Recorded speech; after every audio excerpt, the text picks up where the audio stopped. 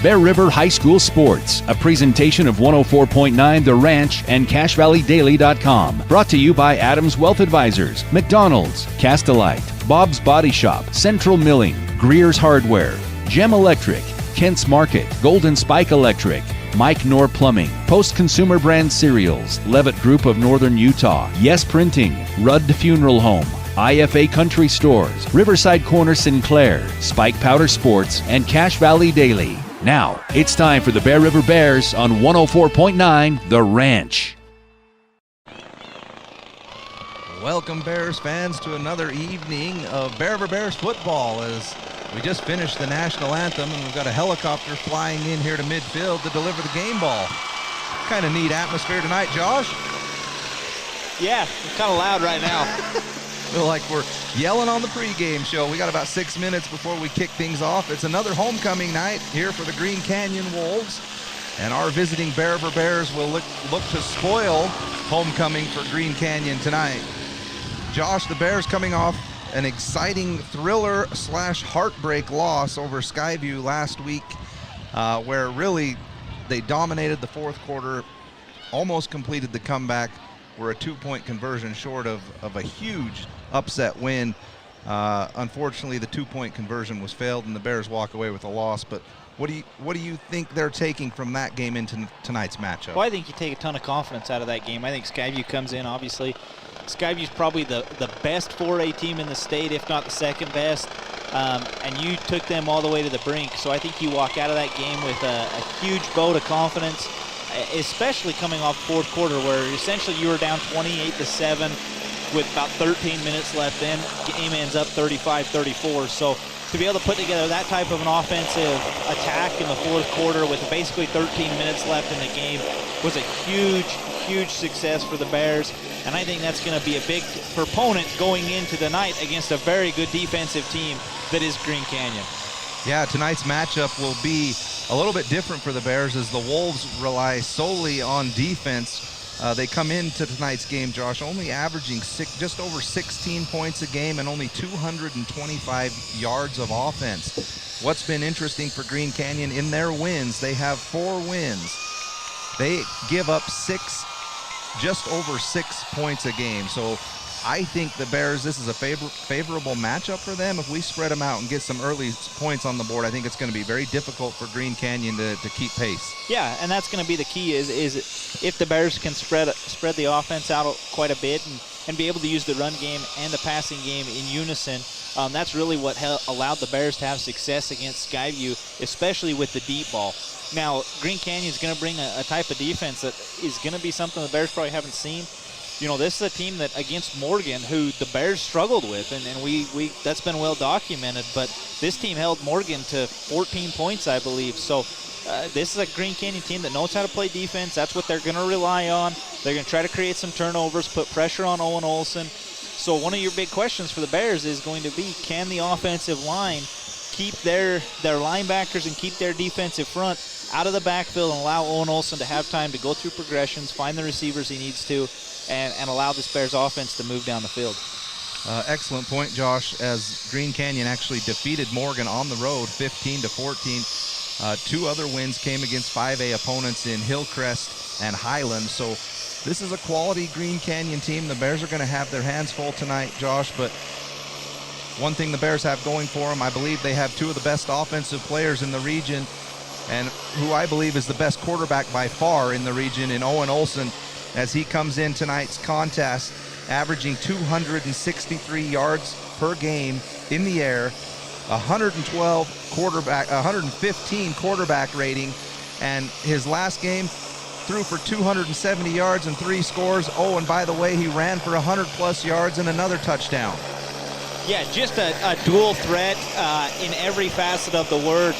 And his ability to go through and find the right receiver has been key, as well as something that we saw last game against Skyview, which we haven't seen so far this year, was his ability to do it on the ground, to get out, use his feet to get the first down, pick up extra yardage. So, but like you say, what he's been able to do so far as a quarterback in this region and just in the state, I mean, like you say, 115 QBR rating is fantastic in comparison. I think Green Canyons is what, like a 73, and I think Skyview's was like a 60-something last week. So, I mean, just a huge bonus it is to have a QB like Owen Olsen who can do things. But then it does help to have wide receivers like Jace Olsen and Marble and Jace those guys Roberts. Jace Roberts on the outside, those guys that you can throw the ball up to and then go catch it. Yeah, Roberts and Marble and Brager, who caught the big almost game-tying touchdown to end the game at Skyview. We're getting ready for the coin toss here as both teams' captains are out in center field. So, one thing to note, Josh, following up on last week's conversation, Owen Olsen again snubbed from the Cache Valley Media Group's Player of the Week. I don't understand it, but maybe third time's the charm tonight. I don't know what else he has to do to get it. The voters. You don't want to get me started on this. This could be we got a hour and a half long football. I could rant for an hour and a half about the bias that takes place over here in Logan, Utah. I mean, they forget about Bear River just because we live over the hill, and it's a half hour away, and it's so far to drive. Oh, cry me a river. I get so tired of that. But I tell you what, the best way to make people know things is you come out and you beat somebody, and you got a great chance to get to 2-1 in the region tonight and put yourself in a great position to finish out the season. On that note, we will take a short break, and we'll be right back for kickoff here on 104.9 The Ranch. For over 25 years, Bob's Body Shop has been the Bear River Valley's leader in auto body repair, windshield replacement, and auto detailing. They are a preferred insurance repair shop. Their employees are consistently trained on all the new repair methods. Call Bob's Body Shop today at 257-7825. Kent's Market in Tremont has all your grocery needs, but did you know they have an amazing sporting goods section with scopes, bullets, hunting licenses, and more? Kent's in Tremont is your local drop-off for dry cleaning. Kent's Market in Tremont, more than a grocery store. You've known Gem Electric for years, but did you know Gem Electric also sells emergency generators? Gem Electric now sells and installs Kohler brand standby generators for your home or business. Installed by Gem Electric in Tremont. Call Gem Electric for pricing today. Find that their service and expertise are shocking. From what's happening in local political elections, to breaking news, to photo galleries and replays of the latest games. If it's happening in our community, it's on CacheValleyDaily.com and the Cache Valley Daily app. Local, relevant news on CacheValleyDaily.com. Welcome back, Bears fans. We're just about ready for kickoff. It's homecoming here for the Green Canyon Wolves in North Logan. We'll see if the Bears can play spoiler again. This is our third straight homecoming game. First Bear River, then Skyview, now Green Canyon. Little different weather tonight. It's a chilly night for football. The rain has finally moved out. We were nervous we would not be able to do the broadcast because we're on top of the press box. But a beautiful view tonight of the mountains, and those babies are snow-capped, Josh. I like it. I like it a lot. Could deal without the 40-degree weather, though. It's going to be freezing by the time this thing's over. Yeah, we got the sun at our back right now, but I'm afraid it's going to get a little chilly when that sun goes down.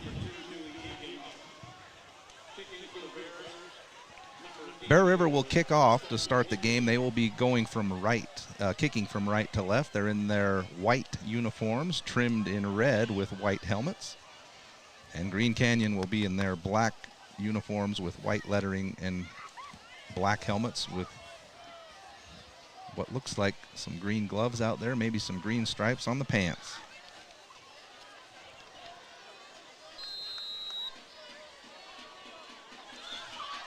The kick is away. It's a good kick taken by Green Canyon about the 10-yard line. They'll look to go straight up the middle of the field. There's a small seam and then closed up there by the Bears special team guys, and the Green Canyon will start at their own 28, 29-yard line.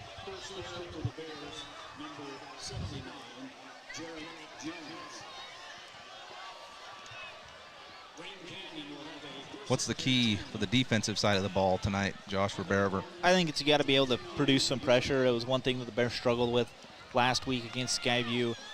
Just were not able to put enough pressure on the QB. So I think that's going to be a key to watch, see if they change it up, maybe go rush 4, bring a extra linebacker, something like that. Try to get a little bit more pressure in the backfield. Green Canyon comes out with a split wide receiver set, one to each side. They will go with 2 running backs. Snap taken out of the shotgun. They'll hand off straight up the middle of the field. A few hard yards there for Green Canyon on the opening play of the game. Quarterback for Green Canyon is the junior, Peyton Wilson. He's 5'7", 152.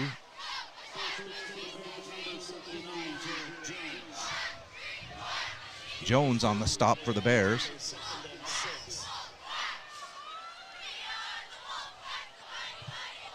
Second down and 6 for Green Canyon on their opening drive of the game. Shotgun snap, taken, quick throw over the left side. Catch is made, tries to spin out of it for a few more yards. Won't get very many more, but it looks like it's enough for a first down, and Green Canyon moves the chains. They'll be at the 39-yard line. The stop made out there on the outside by Jackson Tire. That's something that is a little bit of a change, kind of a little different look in the secondary there from Bear River, going with Tire and look, I think that's Marble out there, right? Yeah, Marble? Pretty sure it's Marble. Another handoff straight up the middle for Green Canyon. There's 4 or 5 more yards again on first down. Gets them up to the 45-yard line. Ethan Cutler, the senior running back, 5'7", 148, is listed. Second down and 4, 10 minutes and 42 seconds to go in the first quarter. No score. Green Canyon now with 2 wide receivers to each side. They'll take the snap. Handoff again is up the middle. Nice tackle there made by Wilson out of the backfield, and it's just a short gain for the Wolves on 2nd and 4.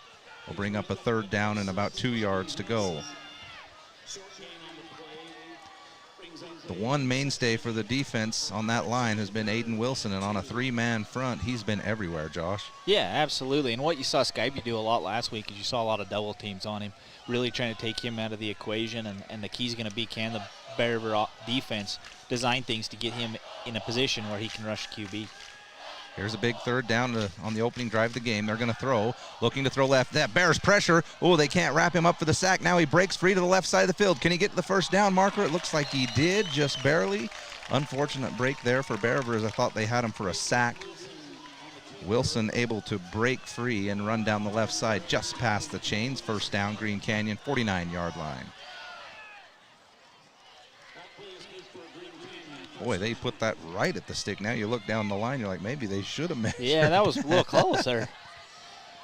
First and 10 for the Wolves, just about at midfield. 2 receivers to the left, 1 to the right. Lone running back. They'll fake the handoff, throw over the middle. Catch made, good move made also, and he'll get another 6 or 7 yards out of it. Gain of 18 yards on first and 10, and Green Canyon is into Bear River territory at the 33-yard line. So one thing that I think I'd change up if I was a defense right off the bat is I'd probably bring my defensive backs up and play almost a man-to-man and touch and go from the very beginning. I don't know if Wilson's got that strong of an arm, but I'd make him beat you downfield right off the bat. So for a team that struggles offensively to gain yards and put points on the board, this has been a very efficient first drive. Marching right down the field. This time shotgun snap again. Quick throw down the left side. That one is high, but the catch is made nicely there by number 2, Dewey Egan, the senior, and he'll pick up 4 yards on first down.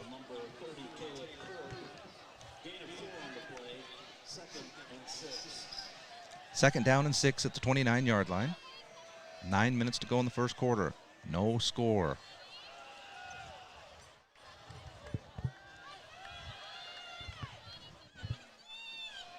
Three receivers to the right, 1 to the left, spread formation. They'll hand off right up the middle. They'll try and get around the right side. Met there nicely by the Bears defense.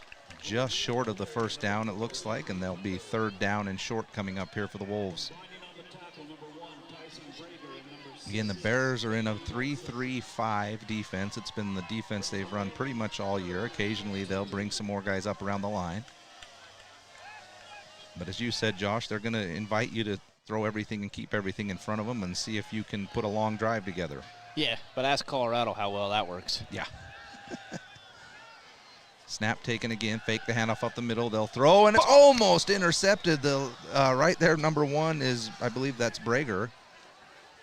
I didn't even bring our roster. I just figured we had him memorized by now. Boy, he had that in his hands and was going for 6 the other way. And he slams his hands together and knew he missed an opportunity there. Now 4th and 2. I believe the Wolves will go for it where they're at the 29-yard line in Bears territory, and they will. Two receivers to the right, one to the left, one running back standing next to Wilson in the backfield. They'll take the snap. He'll hand to the left side. There's a hole, and he's going to get just enough for the first down. So you miss the opportunity at a turnover, and the Wolves are in business, 1st and 10, just outside the red zone. Yeah, rough break there. I mean, I would have liked to see you bring a little bit of pressure there. Maybe, almost sell out. Yeah, sell out for it. Make them beat you on the pass. Go try to beat you one-on-one on the outside there. But now you get a fresh set of downs for the Wolves. So it's been Green Canyon's possessed the ball the whole first quarter as they put together a sustained drive. They'll fake the handoff and then pitch it on the right side as the Bears almost get a stop in the backfield.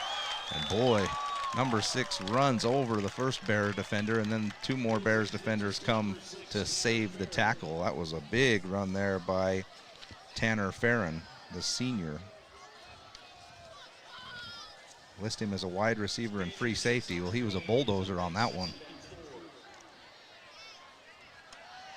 2nd down and 4 at the 16-yard line. Green Canyon again looking to put the first points of the game on the board on this opening drive. This time, shotgun formation, split running backs, 1 on each side, 3 receiver set. They'll take the snap, fake the handoff, looking to throw into the end zone over the middle, and that's high through the hands of the intended receiver. Good coverage there from Bariver. That's number 31. Quade Murray. Yes. And that's kind of what you started to see that a little bit last week, where Quade Murray, Jackson Tyre started playing a little bit of the safety positions. And I think the reason you make that switch is just the speed that those two possess. I mean, they can be somewhere in a quick hurry and close in on guys really quickly. So this time they have 3 receivers bunched to the left side of the formation, 1 to the right. Fake the handoff again. They'll throw over the middle. No one's there. It's intercepted by Bariver. Brager gets this one, and he's going to try and return it. He's going to get about 6-7 yards on the return. He wasn't going to let that one go through his hands. No, great job there. And you see what Bears are doing is essentially kind of clogging up the middle on these last few plays and saying, hey, look, throw the ball. We want you to throw the ball. Basically telling Wilson, we're going to make you beat us, not make the run game beat us. And great job there by Brager to pick that one off.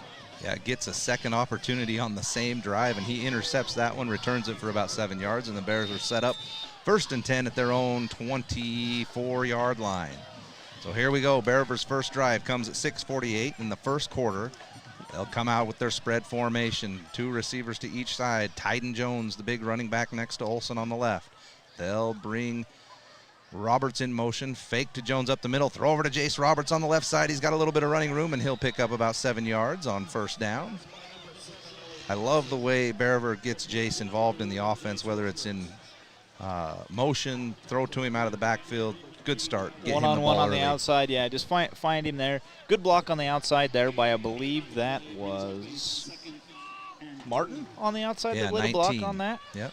So good play call there. I like that play call right off the start. Pick up a few yards and get the offense rolling. This time they have 3 receivers to the short side of the field. Now they'll motion across the formation with Marble, and they'll throw again on the wide receiver screen on the right side to Jace Roberts. Not enough room for him to get anything going. No gain on the play. Combining on the tackle, number 6, Tanner Farron, and number 27, Calvin Wallace. Gain of 1 on the play. Brings up a 3rd and 1. Brager subs in from the sideline.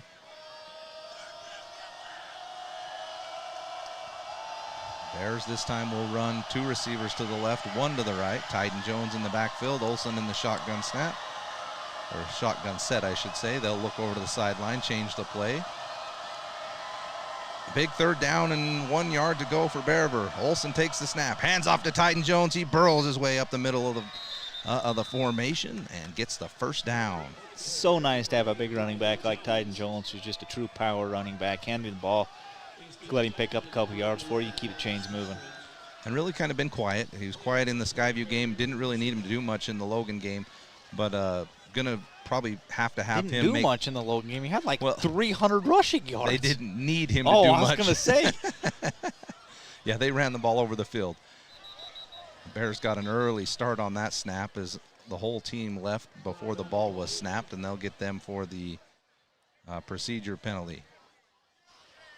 The indication is a false start against the one thing I think you're starting to see a lot of short passes here from the Bears, and I think what the Bears are trying to do is trying to bait those defensive backs into sneaking up so you can get a one-on-one on the outside and burn you downfield, because we know the Bears receivers, we've yet to see a team this year that can keep up with the Bears wide receivers. Even in situations where it's a known passing down, the Bears have been able to get behind the defense. We'll see what they do here on 1st and 15. 3 receivers to the left this time, 1 to the right.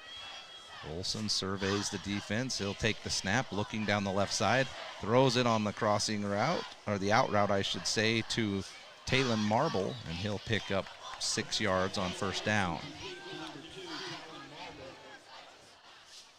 So far, a great job by Owen Olsen, being really patient, finding the right receiver, taking what the defense is giving you. And the Wolves kind of dropping back in almost a zone type defense here. You're not really seeing man-to-man, just more of a zone. Which, if a defense is going to draw back in that, you just got to pick your spots and find your receivers, and you can take what they give you and move the chains.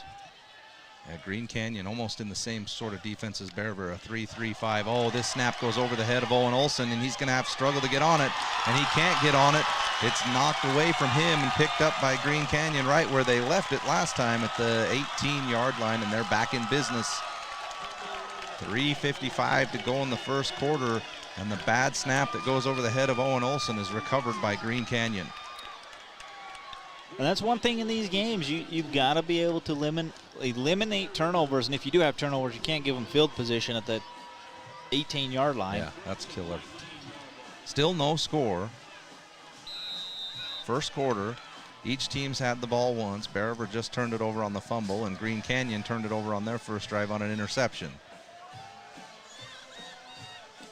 All right, Green Canyon out on the field. 3 receiver set. Wilson takes the snap, hands it off up the middle, this time trying to dance through some holes. There's nothing happening, and that'll go for no gain on 1st down.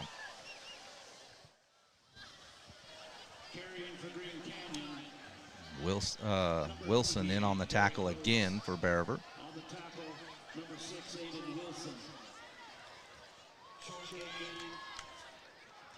2nd and 9, they give him 1 yard on the carry. Mark him at the the 16-yard line. Wilson in shotgun takes the snap. This time will hand off straight up the middle. There's just a little bit of a hole there, but the second level does a nice job coming up and making the tackle. Gain of 3 yards on the play brings up 3rd down and 5. The success that you're seeing from the run game of the Wolves is coming straight up the middle, not really bouncing anything to the outside. Focus on staying in between tackles and just working straight up the field. Yeah, you got to believe they're setting something up for later in this game. All those handoffs right up the middle. Clock now winds under 2:30 in the first quarter. Shotgun snap taken again, fake the handoff and thrown over the middle. This was the same play that was intercepted last time, and this time it's knocked down by the defensive line from Bearver. I believe it was actually the blitzing linebacker, Brager, who got in there to deflect the pass. So great job there by the defensive front to get a hand up, knock the ball down, and one thing I think you're seeing is you want to shut this offense down, eliminate the run game, and the passing game is yet to be anything to write home about for Green Canyon. So they'll line up for the field goal on 4th and 5. It's like it's about a 29-yard field goal. We know what happened on the last field goal try for a Bearver opponent. It was blocked. This kick is away, kick is up, and it is good. And Green Canyon's going to grab the lead in the first quarter. It'll be 3 for the hometown Green Canyon Wolves and 0 for our Bearver Bears on 104.9 The Ranch. Highway is so darn busy, it's because they serve up the best hot made-to-order breakfast, lunch, and dinners around. And it just gets better and better. Make sure to stop and fill up your car and yourself at Riverside Corner Sinclair. Don't get caught without power to your home or business. This is Tyler with Golden Spike Electric. We offer Generac backup generators to keep your home or business warm, avoiding frozen pipes, lost basement. Contact Golden Spike Electric so you'll never be without power again. Golden Spike Electric and Generac. So Green Canyon on the turnover for Bearver on the fumble snap turns it into 3 points on the field goal, 29-yard field goal. 2:15 to go in the first quarter. Green Canyon will now kick it away to the Bears. So the first drive's out of the way, Josh. It's time to put the pedal to the metal on these guys and get one on the board. Yes. Let me turn my microphone back on. That's a lonely feeling when I can hear you talking over there, but no one else can. Kick is away, and it's a beauty, taken at the 2-yard line by the Bears. Try and go down the right side now, back up the middle, and they'll get it out to the 22-yard line, and that's where the Bears will start. 1st and 10 on their second possession of the game. Jackson Tyre on the return for Bariver. So one thing I wouldn't mind seeing right off the bat, I wouldn't mind seeing you take a shot right here on 1st down. Yeah, see what they line up in, and let's see which matchup is favorable. They'll have Cash Avery, I believe, down here on the side of the field closest to us, the left side. They'll put Jace Roberts in the slot. You got to take a shot at this, don't you? They got Cash Avery, I believe, out here on an island all by himself. They'll motion Jace Roberts into the backfield. We'll have 2 running backs on this play. Olsen takes the snap, and he will hand it off to Jace straight up the middle, and that goes for no gain. Interesting there, bringing Jace into the backfield, hand it off to him.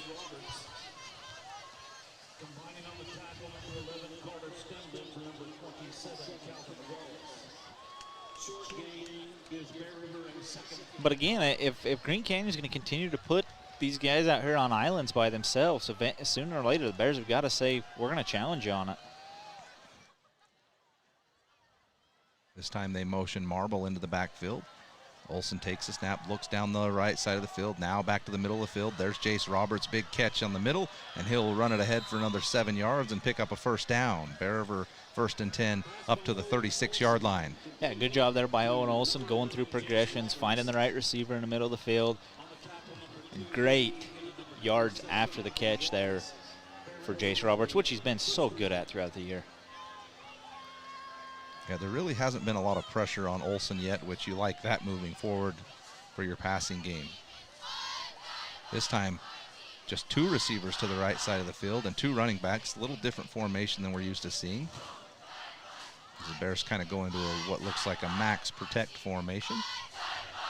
They'll take the snap, fake the handoff. Here's why. They're going to try and run the quarterback keeper over the left side of the field with both running backs lead blocking, and he'll get about 4 yards on the play on the quarterback keeper. Time winds down here in the first quarter, just down to 30 seconds to go. We'll see if the Bears decide to run a play or they'll let it run out. Looks like they are going to try and get a play off. Up to the 41-yard line, still in their own territory. Again, another tight formation here for the Bears. Take the snap, looks time they look to throw over the middle again, and Jace Roberts makes a great catch, and he's met instantly. Beautiful tackle made by number 3 from Green Canyon. That's Tyler Gerber. But Jace bounces right up. 1st down, Bariver. Now at the 47-yard line. That should end the first quarter there. And it does. We've got a score of 3 for Green Canyon, 0 for our Bariver Bears, but they're driving just about at midfield. We'll be back for the start of the second quarter on 104.9 The Ranch, your home for Bariver Bears football. Your Cash and Box Elder County McDonald's take pride in being part of our community. Your local McDonald's is hiring with flexible hours, tuition reimbursement, and great pay. Start your career today. Apply at careers.mcdonalds.com. McDonald's is an equal opportunity employer committed to a diverse and inclusive workforce.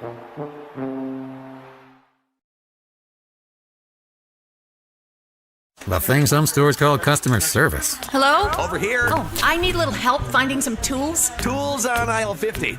With Greer's Do It Best hardware, you won't feel lost in our store. We'll walk you to the item you need and provide expert advice. Greer's Do It Best hardware.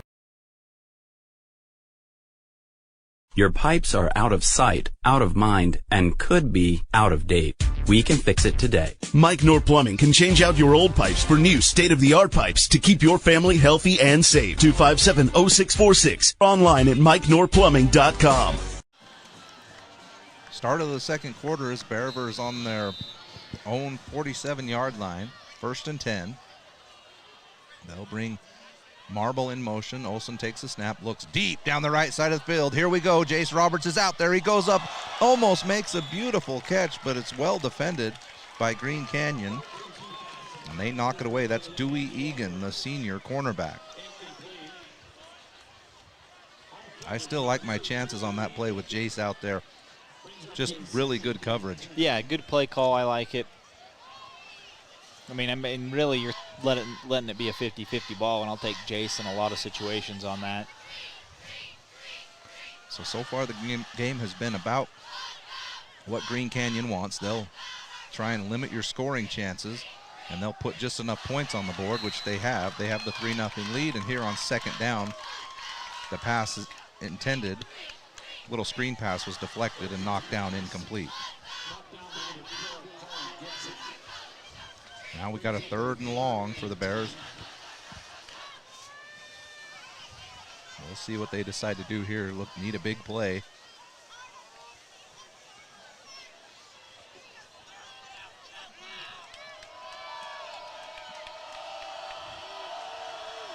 Bears go 2 receivers to each side. Tyden Jones in the backfield. They'll motion Marble across the formation to the left side. Olsen will take the snap, look to throw again. This time he'll sprint out on the right side, looking, still looking. He's going to take a sack. And the ball, they say the ball hit the ground before the fumble. And the Bears will be backed up now. It's 4th and long. It's one of those, Josh. Got to do something with the football. Got to throw it, just throw it out of bounds, get rid of the ball. Can't take a sack there and lose about 10 yards. That's a tough one to handle and put you back in a spot where punting the ball now, you had a chance to kind of pin them down within their own 10, and now you're going to probably put them right about the 25, 30-yard line. I'm taking a guess on that, but. Tyden Jones back in punt formation for Bear. High snap. He gets it. Oh, beautiful punt. High, deep down the field. They'll field it at the 23-yard line. That's a pretty dang good call there, Josh. Hey, that's what I get paid the big dollars for, Trent, That's funny. To know this stuff. So Green Canyon so far has fit the bill. Their defense is getting the job done. No score for our Bears, and the Wolves have put 3 points on the board. 11:39 to go in the second quarter.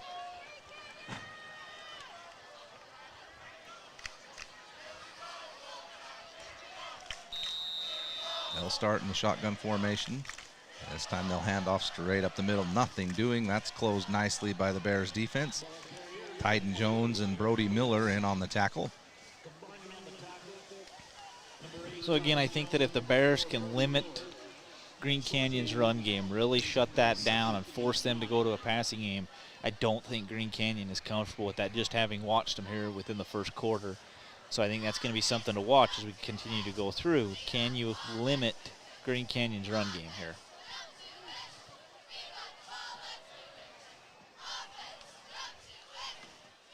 Shotgun snap again. They'll hand off this time over the right side of the line. There is just a little bit of room there, and they'll pick up about 3 yards on second and long. Markham at the 31-yard line. This is a 3rd down, and this is probably a 3rd down where I would like to see a little bit of pressure, a little bit of a blitz run here. Yeah, end this drive quickly and get the ball back. Boy, where'd that sun go?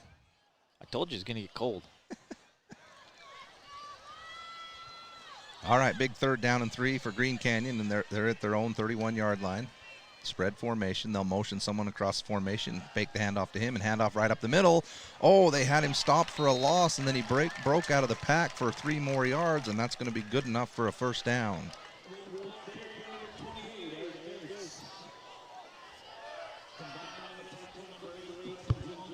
Tell you one thing, Josh. This coat I'm putting on, I will not be cold.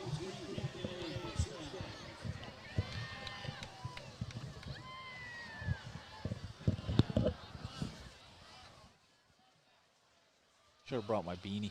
It's in my truck. 1st and 10 for the Wolves. Their own 32-yard line. Sorry, 38-yard line. Fake the handoff. Here, the Bears bring pressure. They don't get the sack. A flag comes in. Looks like a hold on Green Canyon as they run around the end down the right side and pick up 6 yards. But this one's coming back. The indication is a hold on Green Canyon. A lot better job there by the Bears defensive front, getting in the backfield, putting that pressure there. Yeah, both left and right side. He definitely had to pull that one down and try and escape. But you can see, even from that play, that's what's allowing Green Canyon to be successful in the run game, is you're getting pressure on the outside, but you're not getting any pressure up the center, which is allowing the running back to have that lane and pick up 4 or 5 yards every time he runs the ball.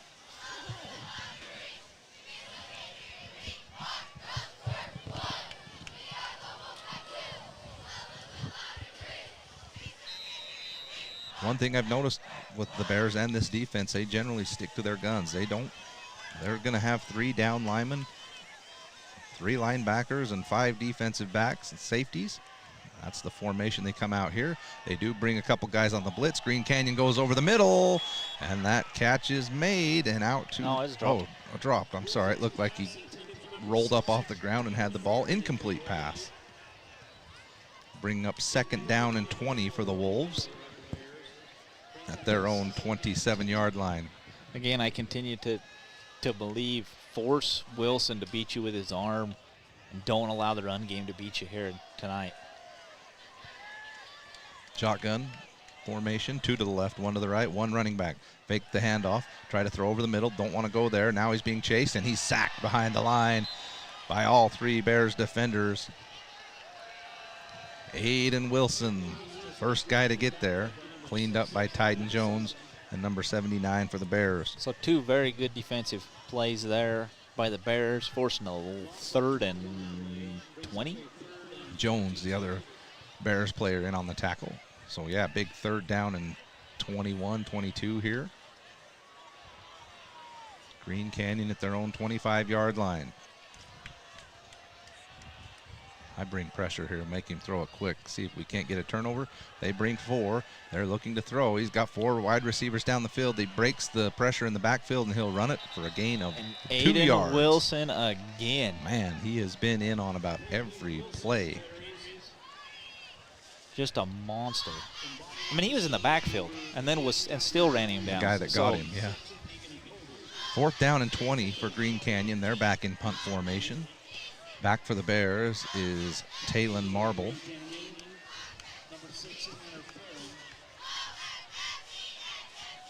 Marble will set up shop at about their own 35-yard line. High snap for Green Canyon. Low line drive kick. Left to field that one on a bounce, and Marble says, I'll back away from this one, and it rolls down to inside the 30-yard line, down to the 28-yard line.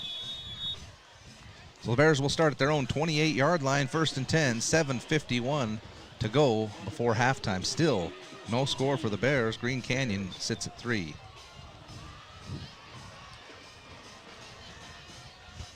Really the first game, Josh, where the Bears offensively have been a little stymied. Well, Green Canyon's doing a great job, and I think that's what Green Canyon wants to. Keep the Bears offense on the field. Keep the ball in your possession as long as possible. You know, offense can't score if they're not on the field, so they're doing a great job. We'll see if the Bears can get going here. First play for the Bears is a fake handoff to Tyden Jones, and then Owen Olson will keep it, and he runs up the middle for a very short gain, maybe 1 yard. Little option play there for the Bears, goes nowhere.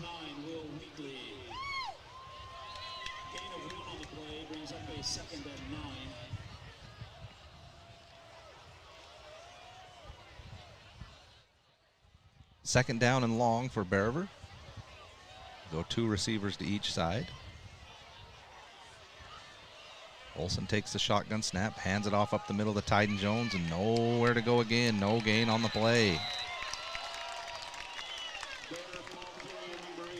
Give the Wolves a lot of credit. They've been stuffing up the run game and doing a pretty good job on the deep routes for the Bears as well. One of the big things you're seeing from the Wolves is their secondary pursuit.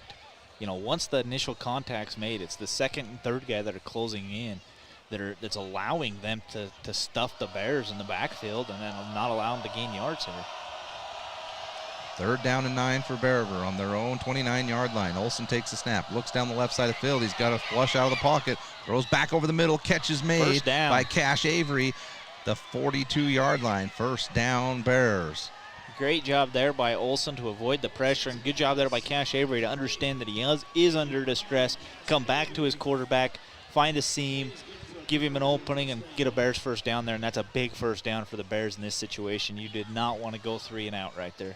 Yeah, I felt like on that last possession when Olson took the sack, our receivers didn't come back to the ball, and he was left out there on an island and ended up taking a sack. This time they pick up the first down. They'll take the snap, hand it off the left side to Tyden Jones. Nowhere to go again as the defensive end came crashing through to break up that play. Loss of 2 yards on the carry. Second down and 12, their own 40-yard line. One thing that worked in the first quarter was a lot of short slant passes for the Bears. You haven't seen a ton of that so far in the second quarter.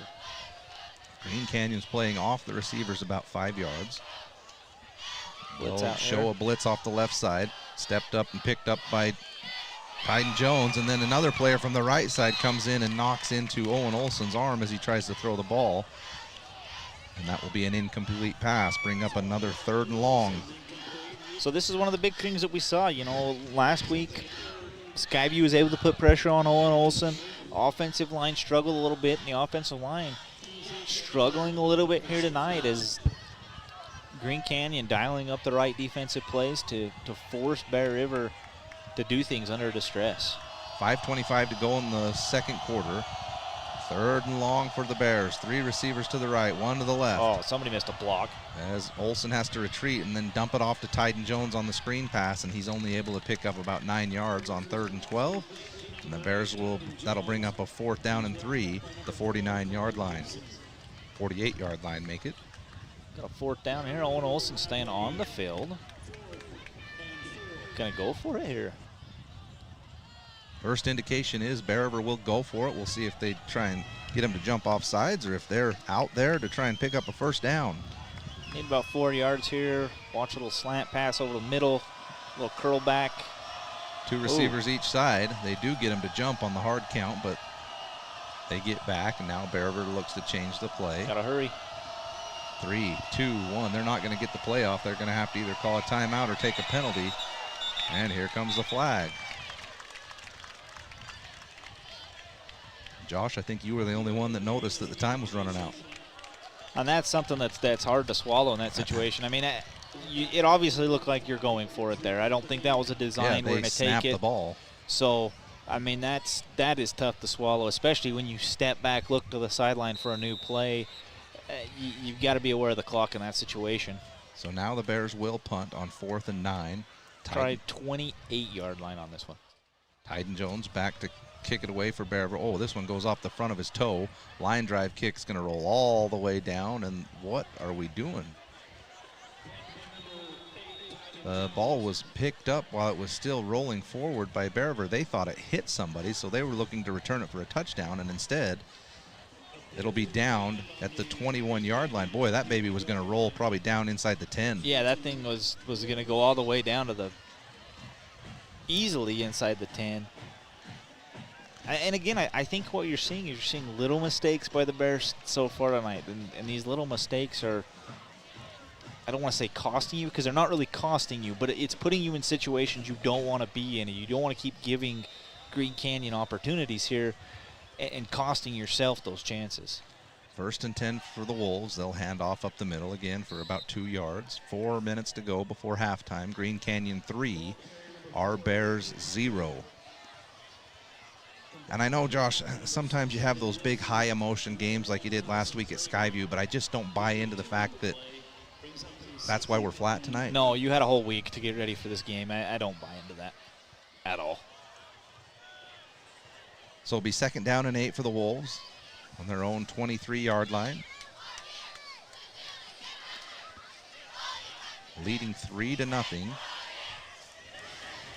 Could use some pressure on a pick right here. Bears might be bringing pressure up the middle. They do. They bring 2 guys on the blitz. They run past the quarterback. He steps up, looks to throw, and it's intercepted by the Bears. Jackson Tyre over there on the left side. He'll pick it off at about the 38, 39-yard line. I actually think that was Croft. Oh, I thought it was number 10. No, I think it was Croft. Number 30 is who I thought it was. Yeah.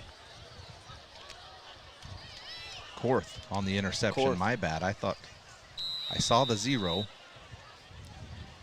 Jackson's got a long sleeve shirt on. I wouldn't know that. First and 10 for Bearver. They're going to go deep on the first play over the middle. It's caught by Marble. He breaks free, and he'll score. And the Bears break through on the first play after the turnover. They go for it all, and they get it. It's Talon Marble on the touchdown, and the Bears will grab a 6-3 lead with 3:13 to go in the second quarter. Love the play call there. I mean, you just create a turnover instantly. There's a little back on our heels. You take a shot downfield right off the bat. Great catch and great after the catch effort there by Marble to get in the end zone. Yeah, So Marble absorbed the hit and then just waltzed into the end zone another 6 or 7 yards. Beautiful throw by Owen Olson over the middle of the football field. The kick is away on the PAT, and it's perfect, as Stone Higley has been all season long. Is he still perfect? Yeah. My goodness. 7 for our Bears, 3 for the Green Canyon Wolves. We'll take a short break on 104.9 The Ranch. Fun is at Spike Power Sports in Tremonton. They carry Polaris and Honda machines to get you into the backcountry safe and sound. Spike Polaris has a machine you'll love. Spike Power Sports, Tremonton. Online at gspike.com. Yes Printing in Tremonton and Brigham City has high-speed color copiers for your use. Need something for work or church? Or need to ship or receive UPS or FedEx? It's Yes Printing. You said it right. Yes Printing. 340 West Main in Tremonton or in Brigham City. Central Milling, Gilt Edge Flour, and Wheatland Seed are local companies who produce high-quality organic flour for home and commercial kitchens. Rest assured, when you purchase one of their products, you'll get the very best. Central Milling in Logan, Wheatland Seed in Collinston, Gilt Edge Flour in Richmond. So this time it's the Bears turning a turnover into points as the first play after the interception by Korth. The Bears throw a 42-yard touchdown pass. Olson to Marble. I already forgot, was it Brager or Marble? It was Marble. And the Bears take a 7-3 lead with 3:13 to go in the second quarter. They'll be kicking off from left to right. That kick is away. Oh, they're going for the onside kick. They're out there. They've got it. They pick it up on a bounce and get all the way down to the 26-yard line. What a beautiful kick. Yes, absolutely a phenomenal kick there. That was like a pooch kick down the right side. It landed at about the 42-yard line and bounced right up into the arms of the Bears. You don't do it any more perfect than that. No, that was absolutely perfect by Stone. And, I mean, I'll tell you what, little Sean Payton-esque coach call over there on the side, going with the onside kick. And I tell you what, this right here is a chance to be a huge momentum swing. If you can go down and score right here with 3 minutes left, now all of a sudden Green Canyon's playing from behind all second half. This time the Bears will go with 3 receivers to the left side of the formation. Martin down here on the right all by himself. This time Green Canyon brings pressure, and they'll get home as Olson can't escape, and it'll be a loss of 4 yards on first down. Bring it back to the 42-yard line.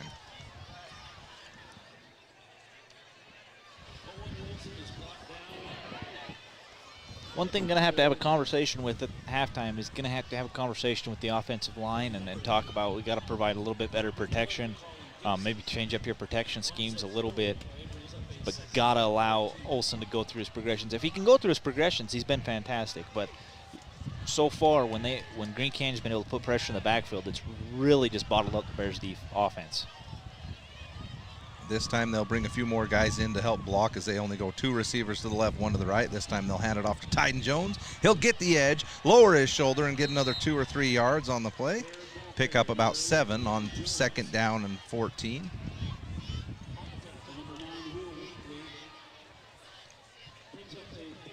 Bears will now have a 3rd and 8 from the 35-yard line. I believe this has got to be 2-down territory with just under 2 minutes to go in the first half. I think it is. You're going to watch this safety over on the top side drift over. If he collapses on Roberts on the outside. This time they'll hand it off to Tyden Jones, as I believe they knew it was fumbled. 2-down territory, and he does fumble, and the Bears dive back on it. That'll cost him a couple yards on the play. So he gained 4 and lost 2. It'll bring up a 4th down and 5. I do think you go for it here. I mean, clock you got a is minute winding down. 21. So you can get on it down inside a minute. You still got 3 timeouts, I believe. Yeah, 3 timeouts. If you pick it up, call a timeout. Green Canyon has 2 safeties this time, a little deeper on the play. But you got to go quick here, under 10. 5 on the play clock. Now they snap it. Olsen looks down the right side of the field. He'll throw, and the pass is deflected. Actually went off the intended receiver, Cash Avery's hand, and then it goes up in the air for a second, hits the turf. The Bears will turn it over on downs, and Green Canyon will take over with 56 seconds to go in the half. 1st and 10 from their own 32-yard line. The defensive plan here has got to be everything in front of you. Oh, for sure. However, don't go into the full prevent, because ask Colorado State how that works. Isn't it amazing the attention Colorado's getting?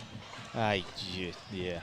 I noticed they're on ABC on Saturday. I'm torn on that whole thing. I mean, snap this time. Oh, pick it. They'll roll out and try and throw on the quarterback rollout, and it's deflected, incomplete.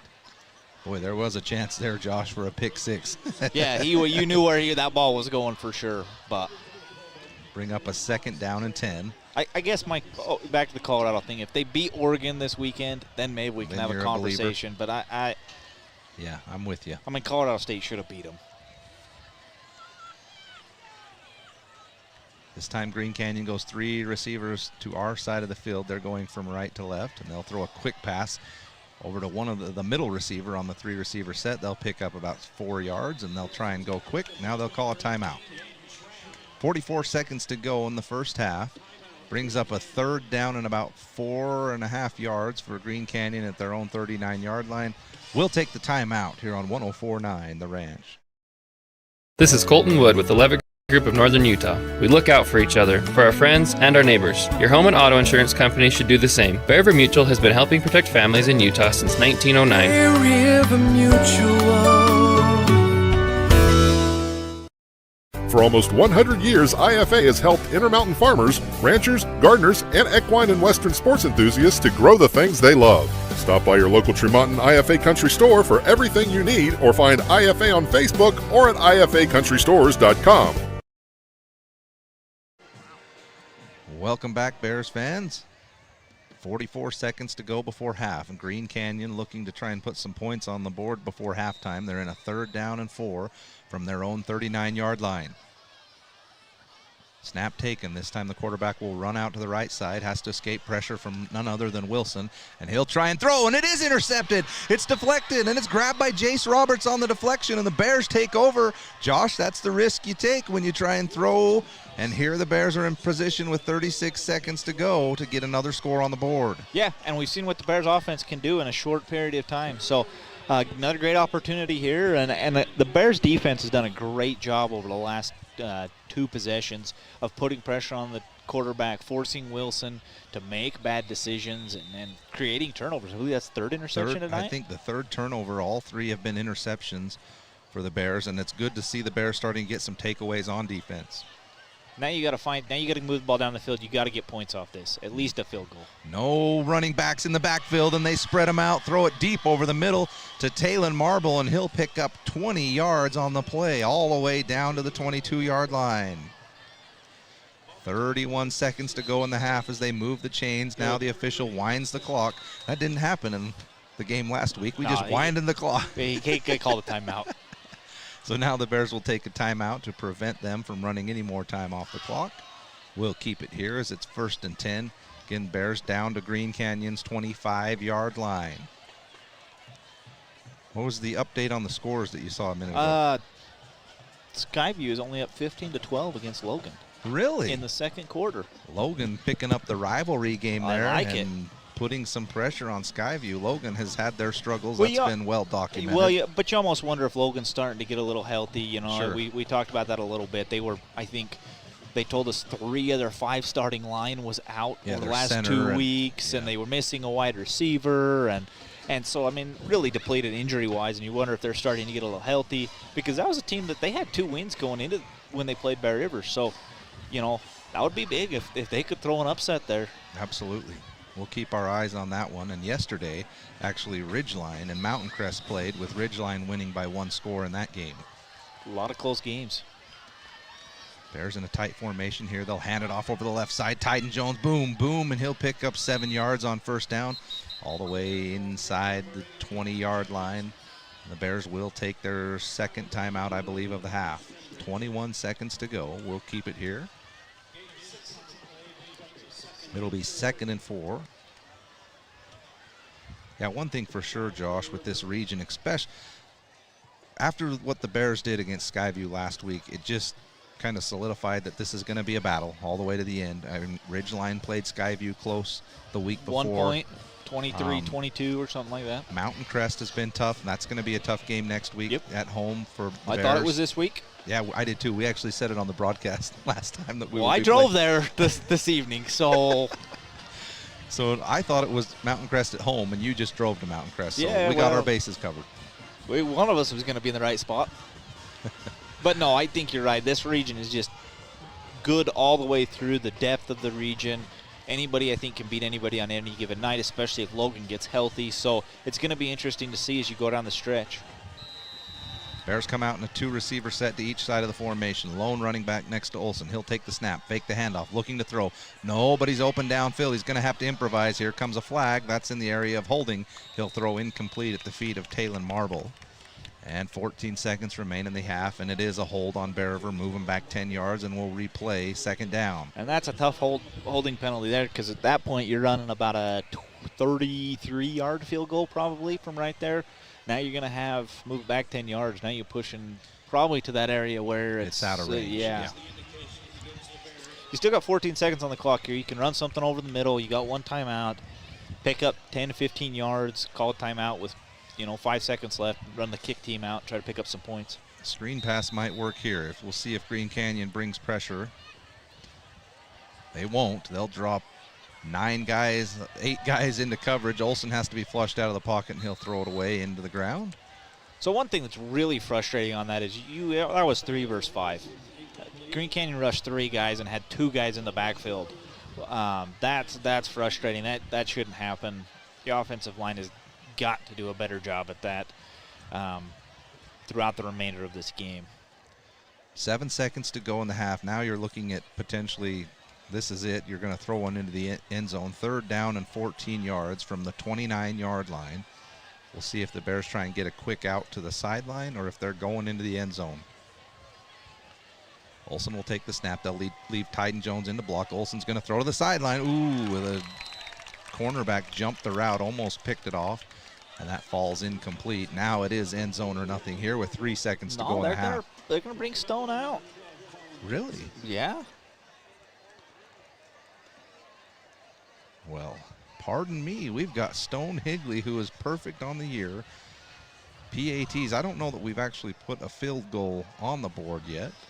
Be about a 40. This is a 46-yarder? At least. And we got a 46-yard field goal attempt from Stone Higley. Snap is high. He puts it down. The kick is away. It's got the legs. Oh, did it get over? Oh, it's good. Wow.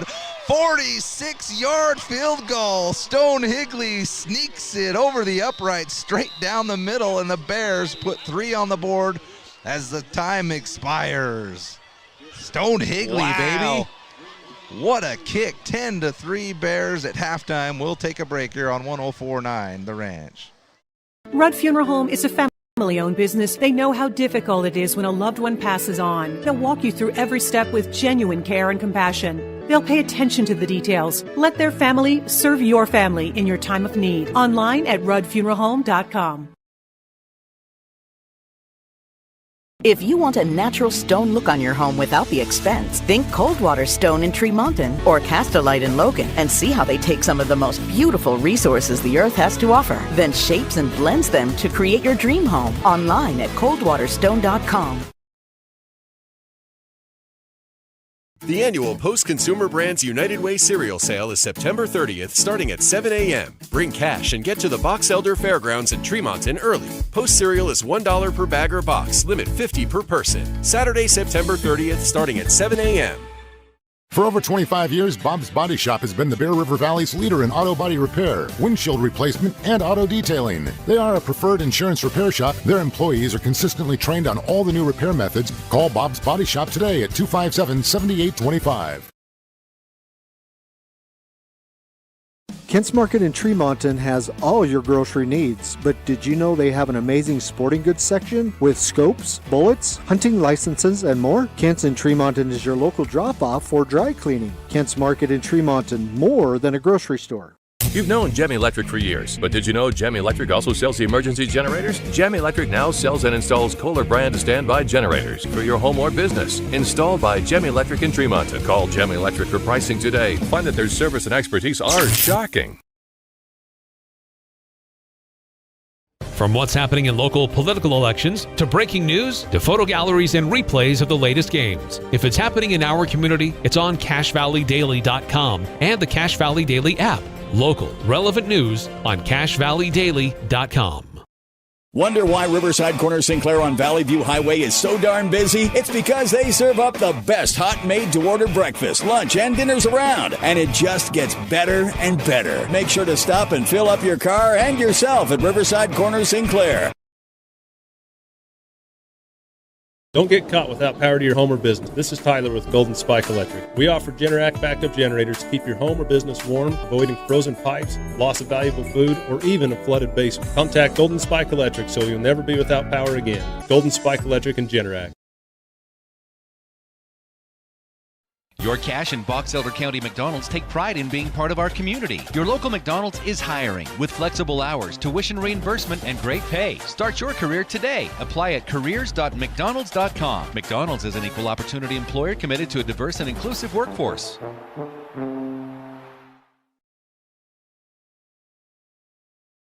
The thing some stores call customer service. Hello? Over here. Oh, I need a little help finding some tools. Tools on aisle 50. With Greer's Do It Best hardware, you won't feel lost in our store. We'll walk you to the item you need and provide expert advice. Greer's Do It Best hardware. Your pipes are out of sight, out of mind, and could be out of date. We can fix it today. Mike Nor Plumbing can change out your old pipes for new state-of-the-art pipes to keep your family healthy and safe. 257-0646. Online at MikeNorPlumbing.com. Looking for a new toy this year? Fun is at Spike Power Sports in Tremonton. They carry Polaris and Honda machines to get you into the backcountry safe and sound. Spike Polaris has a machine you'll love. Spike Power Sports, Tremonton. Online at gspike.com. Yes Printing in Tremonton and Brigham City has high-speed color copiers for your use. Need something for work or church? Or need to ship or receive UPS or FedEx? It's Yes Printing. You said it right. Yes Printing. 340 West Main in Tremonton or in Brigham City. Central Milling, Gilt Edge Flour, and Wheatland Seed are local companies who produce high-quality organic flour for home and commercial kitchens. Rest assured, when you purchase one of their products, you'll get the very best. Central Milling in Logan, Wheatland Seed in Collinston, Gilt Edge Flour in Richmond. This is Colton Wood with the Levitt Group of Northern Utah. We look out for each other, for our friends, and our neighbors. Your home and auto insurance company should do the same. Bear River Mutual has been helping protect families in Utah since 1909. Bear River Mutual. For almost 100 years, IFA has helped Intermountain farmers, ranchers, gardeners, and equine and western sports enthusiasts to grow the things they love. Stop by your local Tremonton IFA Country Store for everything you need, or find IFA on Facebook or at IFACountryStores.com. Rudd Funeral Home is a family-owned business. They know how difficult it is when a loved one passes on. They'll walk you through every step with genuine care and compassion. They'll pay attention to the details. Let their family serve your family in your time of need. Online at ruddfuneralhome.com. If you want a natural stone look on your home without the expense, think Coldwater Stone in Tremonton or Castolite in Logan and see how they take some of the most beautiful resources the earth has to offer, then shapes and blends them to create your dream home. Online at coldwaterstone.com. The annual Post Consumer Brands United Way cereal sale is September 30th, starting at 7 a.m. Bring cash and get to the Box Elder Fairgrounds in Tremonton early. Post cereal is $1 per bag or box, limit 50 per person. Saturday, September 30th, starting at 7 a.m. For over 25 years, Bob's Body Shop has been the Bear River Valley's leader in auto body repair, windshield replacement, and auto detailing. They are a preferred insurance repair shop. Their employees are consistently trained on all the new repair methods. Call Bob's Body Shop today at 257-7825.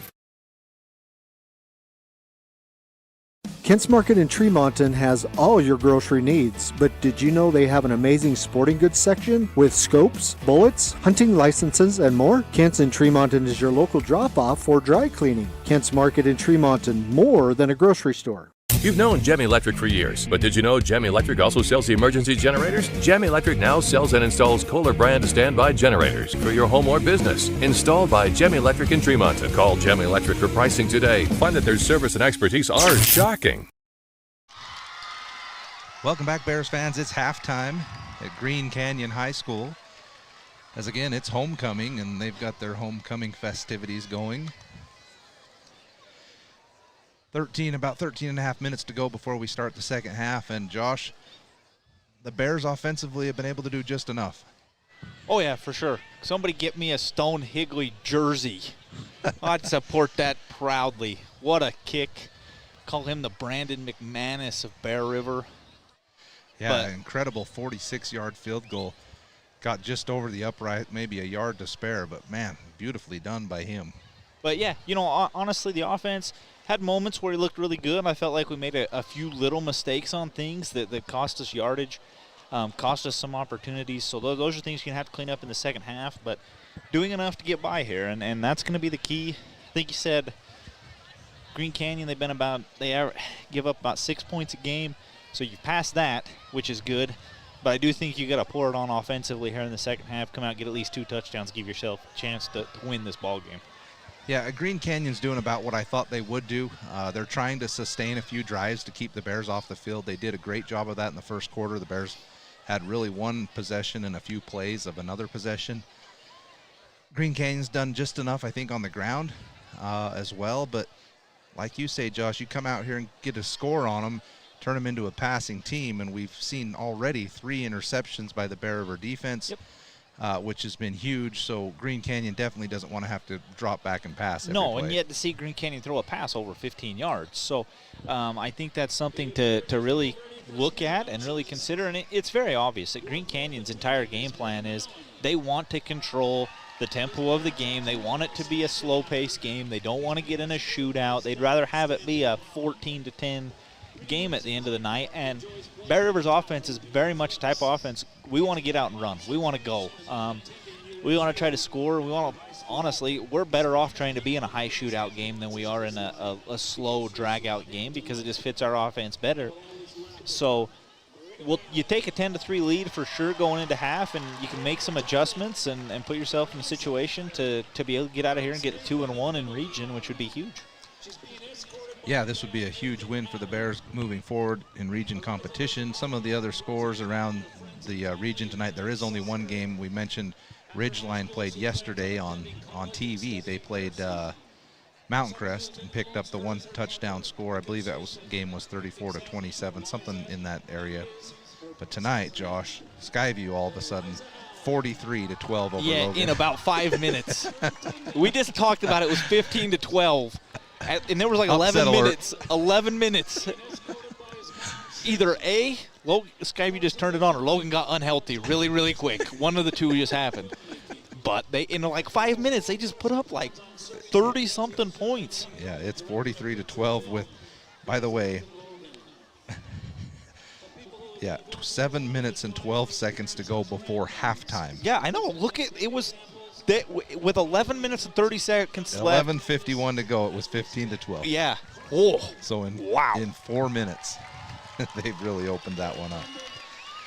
We'll take another short break, and we'll be back to talk some more Bear River Bears football as they lead the Green Canyon Wolves 10-3 at halftime.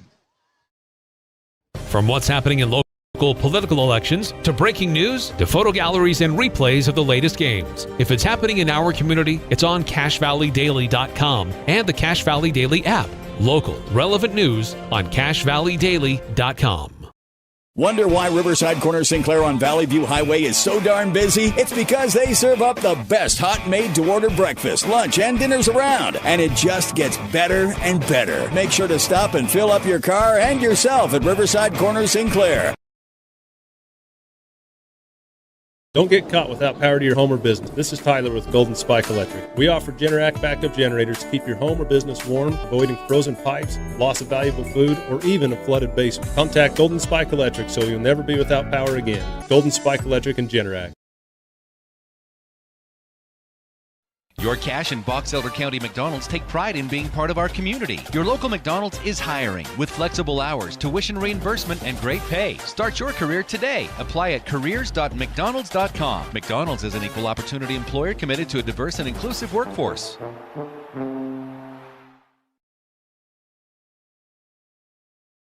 The thing some stores call customer service. Hello? Over here. Oh, I need a little help finding some tools. Tools on aisle 50. With Greer's Do It Best hardware, you won't feel lost in our store. We'll walk you to the item you need and provide expert advice. Greer's Do It Best hardware. Your pipes are out of sight, out of mind, and could be out of date. We can fix it today. Mike Nor Plumbing can change out your old pipes for new state-of-the-art pipes to keep your family healthy and safe. 257-0646. Online at MikeNorPlumbing.com. Looking for a new toy this year? Fun is at Spike Power Sports in Tremonton. They carry Polaris and Honda machines to get you into the backcountry safe and sound. Spike Polaris has a machine you'll love. Spike Power Sports, Tremonton. Online at gspike.com. Yes Printing in Tremonton and Brigham City has high-speed color copiers for your use. Need something for work or church? Or need to ship or receive UPS or FedEx? It's Yes Printing. You said it right. Yes Printing. 340 West Main in Tremonton or in Brigham City. Central Milling, Gilt Edge Flour, and Wheatland Seed are local companies who produce high-quality organic flour for home and commercial kitchens. Rest assured, when you purchase one of their products, you'll get the very best. Central Milling in Logan, Wheatland Seed in Collinston, Gilt Edge Flour in Richmond. This is Colton Wood with the Levitt Group of Northern Utah. We look out for each other, for our friends, and our neighbors. Your home and auto insurance company should do the same. Bear River Mutual has been helping protect families in Utah since 1909. Bear River Mutual. For almost 100 years, IFA has helped Intermountain farmers, ranchers, gardeners, and equine and western sports enthusiasts to grow the things they love. Stop by your local Tremonton IFA Country Store for everything you need, or find IFA on Facebook or at ifacountrystores.com. Rudd Funeral Home is a family-owned business. They know how difficult it is when a loved one passes on. They'll walk you through every step with genuine care and compassion. They'll pay attention to the details. Let their family serve your family in your time of need. Online at ruddfuneralhome.com. If you want a natural stone look on your home without the expense, think Coldwater Stone in Tremonton or Castelite in Logan and see how they take some of the most beautiful resources the earth has to offer, then shapes and blends them to create your dream home. Online at coldwaterstone.com. The annual Post Consumer Brands United Way cereal sale is September 30th, starting at 7 a.m. Bring cash and get to the Box Elder Fairgrounds in Tremonton early. Post cereal is $1 per bag or box, limit 50 per person. Saturday, September 30th, starting at 7 a.m. For over 25 years, Bob's Body Shop has been the Bear River Valley's leader in auto body repair, windshield replacement, and auto detailing. They are a preferred insurance repair shop. Their employees are consistently trained on all the new repair methods. Call Bob's Body Shop today at 257-7825. Welcome back, Bears fans. Just over 5 minutes to go as they wrap up their homecoming festivities on the field at Green Canyon High School in North Logan tonight. As the sun is long gone and the chill is in the air, the temperature is dropping, and not too many points put up here in the first half as Bear River has a slim lead, 10-3, on a touchdown pass to Marble and a 46-yard, you heard that right, 46-yard field goal from Stone Higley just as the time expired in the first half. Some of our first half stats, I had them up here, now I don't. The score reflects the stats a little bit on the offensive side of the football. We've got 115 total yards from Bear River and 74 from Green Canyon. The total plays, 28 from both sides. So the Bears have done a little bit better job in the second quarter of equaling out the plays. Third down conversion, the Bears 50% at 3 for 6. Green Canyon just 2 for 7. The Bears have 2 sacks. Rushing yards is a little bit lopsided for Green Canyon. They have a 40, which doesn't seem like a lot, but compared to just 13 yards on the ground for the Bears. On 10 rushing attempts, if I'm not mistaken. So that's only like 1.6 yards, which is really kind of hinders Bear River's offense, because what we saw against Skyview is Bear River does a great job when they're able to run the ball, pick up 5-6 yards, force a defense to be honest, and then it allows Owen Olson to be able to move out in the pocket, find guys downfield. Well, what Green Canyon's done is they have completely eliminated that, and they've put pressure on Owen Olson, probably better than what Skyview did, honestly, and that has really hindered what Owen Olson's been able to do. It's limited Tyden Jones. We haven't seen anybody like Brody Miller or anybody in that kind of second-tier running back group. So it's going to be interesting to see if Bear River comes out and they say, you know what, we've got to establish the run game early, because if we can establish the run game, it's going to open up the passing game. Some individual statistics from the first half. Owen Olson is 9 for 16 for 102 yards passing, well below his season average. He does have the 1 touchdown pass to Taylon Marble, who leads in receiving yards in the first half with 3 catches and 64 yards. Jace Roberts has had 4 grabs, but only for 27 yards. Tyden Jones has been held way down. He has 6 rushes for 17 yards. And Aiden Wilson on the defensive side of the ball, they have him for 4 tackles and 1 assist. But he seemed to be He was everywhere. Every play. Everywhere. I mean, he's just an animal on the defensive side of the ball. And really, if you look at the Bears, 2 big plays, 2 big passing plays. That's what I would define the offense.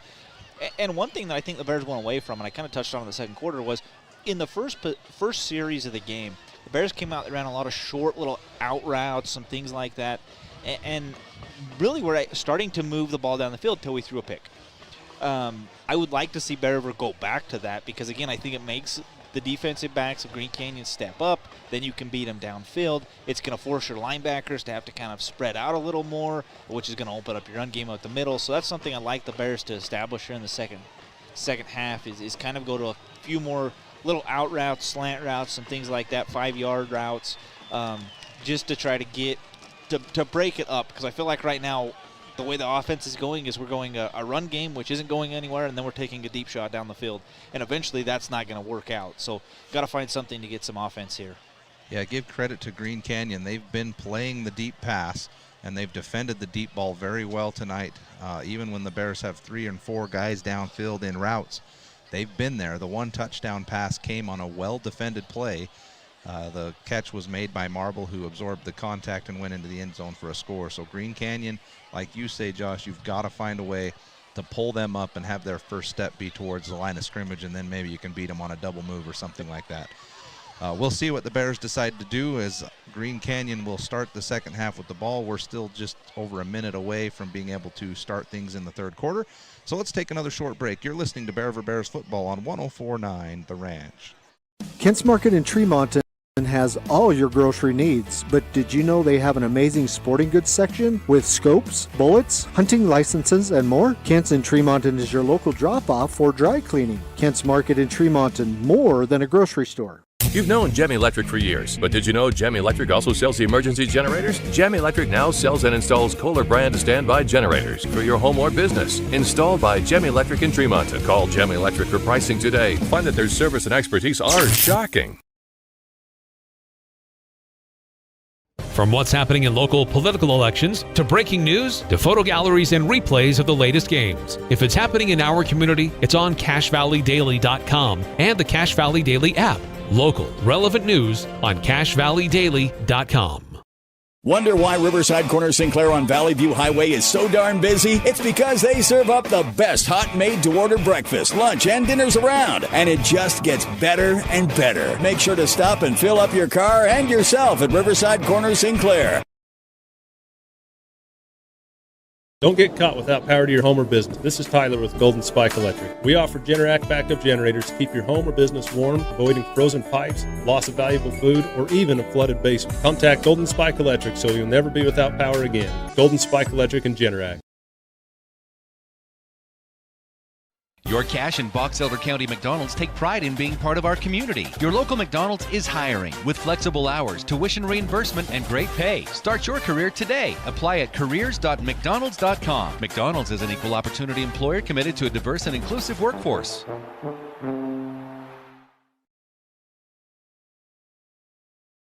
The thing some stores call customer service. Hello? Over here. Oh, I need a little help finding some tools. Tools on aisle 50. With Greer's Do It Best hardware, you won't feel lost in our store. We'll walk you to the item you need and provide expert advice. Greer's Do It Best hardware. Your pipes are out of sight, out of mind, and could be out of date. We can fix it today. Mike Nor Plumbing can change out your old pipes for new state-of-the-art pipes to keep your family healthy and safe. 257-0646. Online at MikeNorPlumbing.com. Looking for a new toy this year? Fun is at Spike Power Sports in Tremonton. They carry Polaris and Honda machines to get you into the backcountry safe and sound. Spike Polaris has a machine you'll love. Spike Power Sports, Tremonton. Online at gspike.com. Yes Printing in Tremonton and Brigham City has high-speed color copiers for your use. Need something for work or church? Or need to ship or receive UPS or FedEx? It's Yes Printing. You said it right. Yes Printing. 340 West Main in Tremonton or in Brigham City. Central Milling, Gilt Edge Flour, and Wheatland Seed are local companies who produce high-quality organic flour for home and commercial kitchens. Rest assured, when you purchase one of their products, you'll get the very best. Central Milling in Logan, Wheatland Seed in Collinston, Gilt Edge Flour in Richmond. This is Colton Wood with the Levitt Group of Northern Utah. We look out for each other, for our friends, and our neighbors. Your home and auto insurance company should do the same. Bear River Mutual has been helping protect families in Utah since 1909. Bear River Mutual. For almost 100 years, IFA has helped Intermountain farmers, ranchers, gardeners, and equine and western sports enthusiasts to grow the things they love. Stop by your local Tremonton IFA Country Store for everything you need, or find IFA on Facebook or at ifacountrystores.com. Rudd Funeral Home is a family-owned business. They know how difficult it is when a loved one passes on. They'll walk you through every step with genuine care and compassion. They'll pay attention to the details. Let their family serve your family in your time of need. Online at ruddfuneralhome.com. If you want a natural stone look on your home without the expense, think Coldwater Stone in Tremonton or Castorite in Logan and see how they take some of the most beautiful resources the earth has to offer, then shapes and blends them to create your dream home. Online at coldwaterstone.com.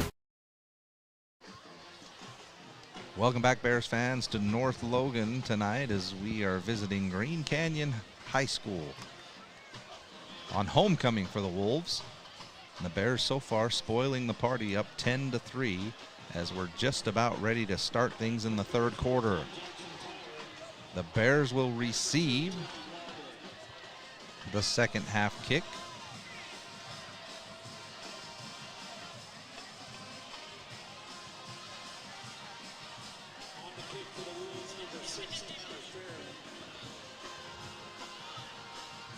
Be huge if the Bears could get an opening touchdown on this second half drive and really put some separation between them and Green Canyon. A 14-point lead in this game seems like a lot. The way that we've seen Green Canyon want to run their offense, they want to sustain drives, they want to keep it going on the ground. They have not had success in the passing game with 3 interceptions in the first half. And we're ready to roll. The kick is away. It's short down the left side of the field. It's taken at the 13-yard line by Marble. He'll lower his shoulder, duck through for some hard yards past the 25-yard line up to the 27-yard line. So big first series here for the Bears. Like you say, if you can get down there and get some points on the board, it's going to put even more pressure on a Green Canyon offense that does not like to push the ball down the field. They like to control it. So I'll be honest, if you catch a one-on-one on the outside, I would be totally fine with the Bears taking a shot instantly here to start the second half. We'll see what the Bears do. They have Jace Roberts And Marble stacked on the right side of the formation. Now they'll bring Marble in motion, and they call a false start.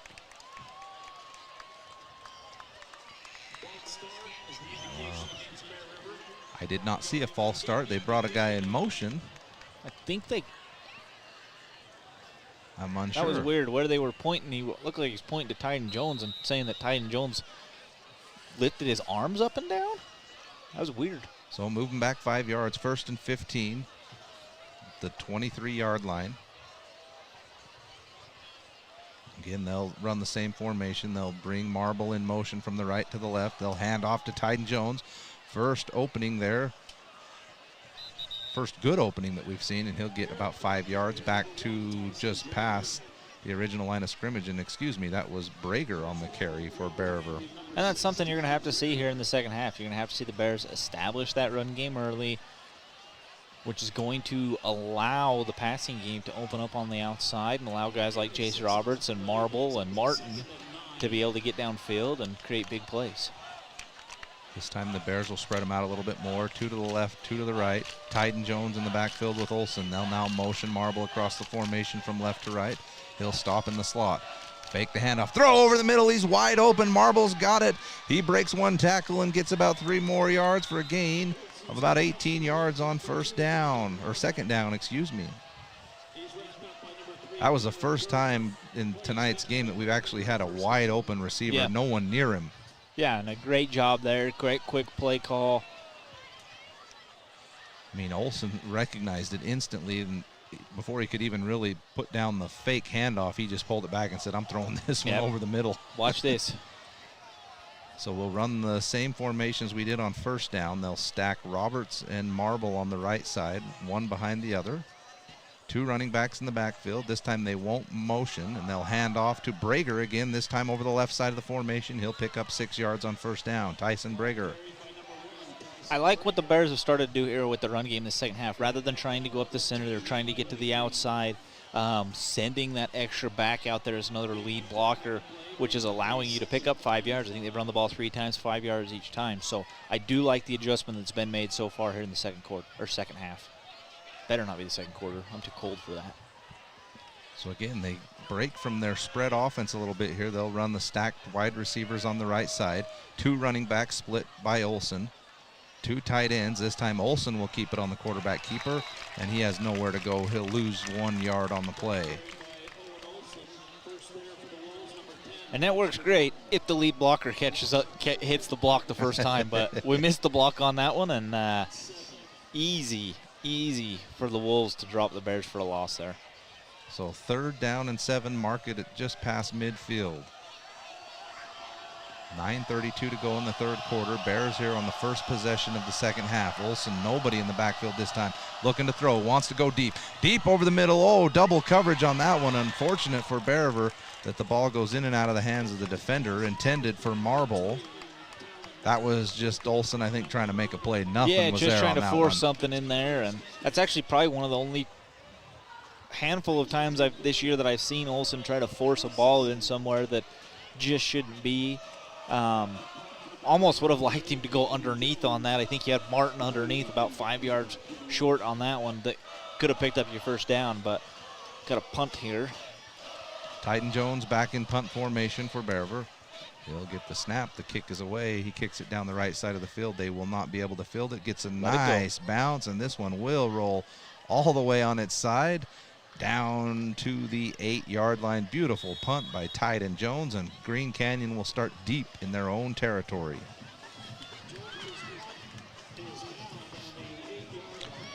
Score update. Skyview now 56. Logan 18 at halftime.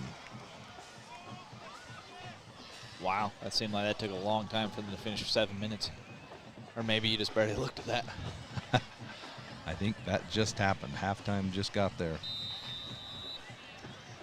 All right, we'll see if the Bears can get another takeaway. They have 3 on the game so far. First play is a handoff up the middle, which is where Green Canyon has gone a lot tonight, and they'll pick up a couple of yards. You know, you almost feel like Green Canyon's offense is very simplistic. It's not complex. It's we're going to pull our tackle on our guard. We're going to force you out. We're going to run up the middle. You know, it's not. We're not seeing runs to the outside. I think we saw one option play, but that really was it in the run game. It's a very simple run game. This time they have one receiver to each side, 2 running backs, shotgun formation. They'll hand it off this time, try to go to the left side, and they have to cut it back. Met there by Aiden Wilson. Nope, Tyden Jones. 8 and 6 look the same.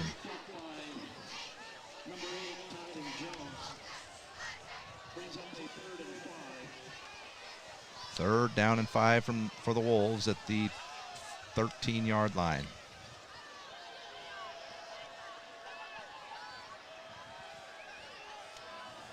Three receivers to the right, 1 to the left. They'll take the shotgun snap. They'll throw short, and that is met instantly by Tyson Brager.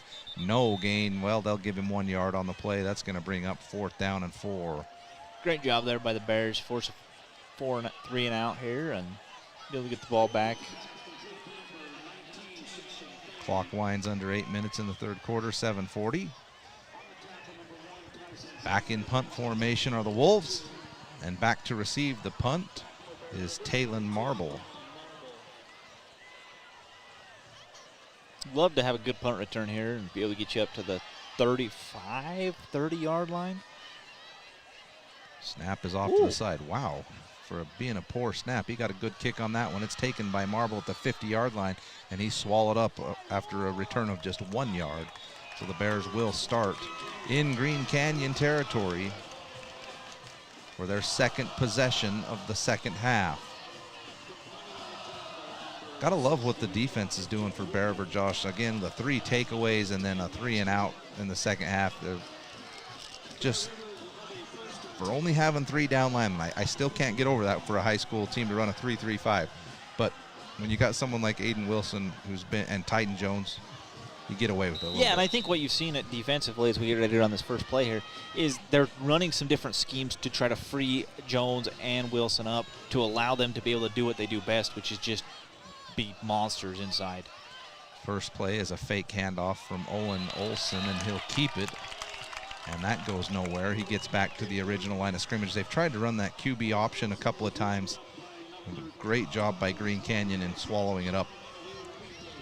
You know, like I say, I think you got to go back to some short passes here. Try to force Green Canyon to pull linebackers out because they're stacking 6 guys in the box and just basically bringing it to you every time. So I think you've got to try to stretch them out a little bit more. Back to the 2 receiver to the right, split backs, a high snap again, and Olson's on the run.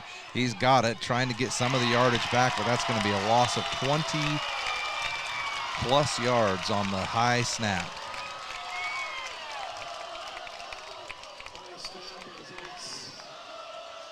Mark it all the way back inside their own 30 at the 29-yard line. 2nd and forever. Third down and forever.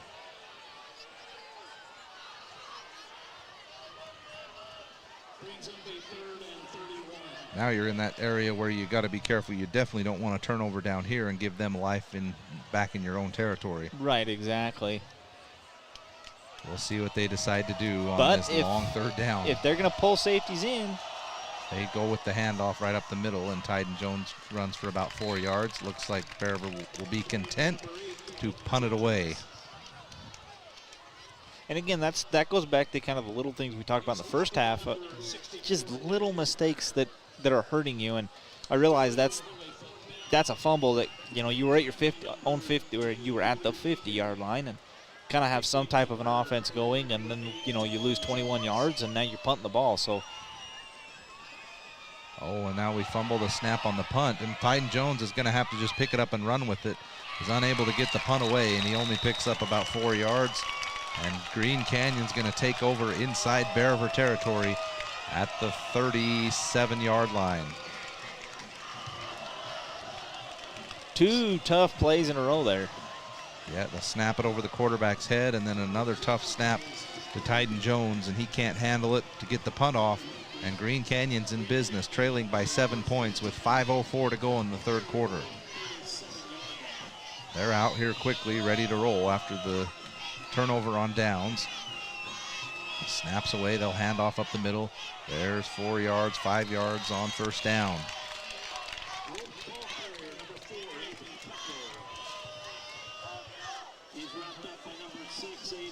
Ethan Cutler, the senior, on the carry, and Wilson on the stop for the Bears. One thing to pay attention to, Trent, I've started to notice is Green Canyon's running backs, they make one step to the outside, and then they juke to the inside, and they take the inside lane every time.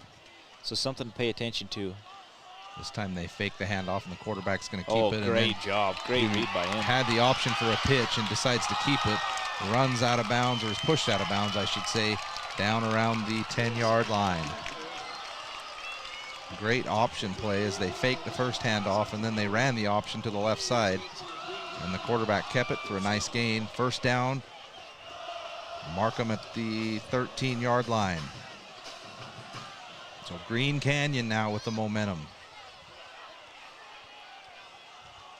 They'll take the snap, fake the handoff, and the quarterback will try and keep it over the right side, and that was cut off beautifully by Wilson on the defensive end. He held contain, and the quarterback had to cut it back up, and they're met in the backfield for a loss of 1. Time for the Bears defense step up big here. Yeah, you can get a stop down here. I mean, I don't know what the kicking game is for Green Canyon, but it's not Stone Higley. I was going to say, it's not Stone Higley. Second down and 12. Markham at the 15-yard line. Fake the handoff again. The quarterback tries to keep it again, and he's cut off again. And who is it again? It's Aiden Wilson. My goodness, he's killing it over there on that end. They're trying to get around his side, and that is not happening. Lose 2 more yards, brings up a 3rd and long. We'll see if they learn their lesson on this play. Yeah, you got to expect them to throw the ball here. I wouldn't assume they're going to be content to try to kick a field goal here, so you would assume they're probably going to try to take a shot, at least get the first down, which is the 4-yard line. They'll put the running back on Wilson's side. He'll step up, and he tries to block him and doesn't. They throw deep into the end zone. Oh, boy, the receiver had his hands out there and reached for it at the pylon. Goes through his fingertips and out of bounds. Decision to be made here for Green Canyon is 4th and long. They are running the field goal team onto the field. This is going to be a 33-yard field goal. See if the Bears can get a block here.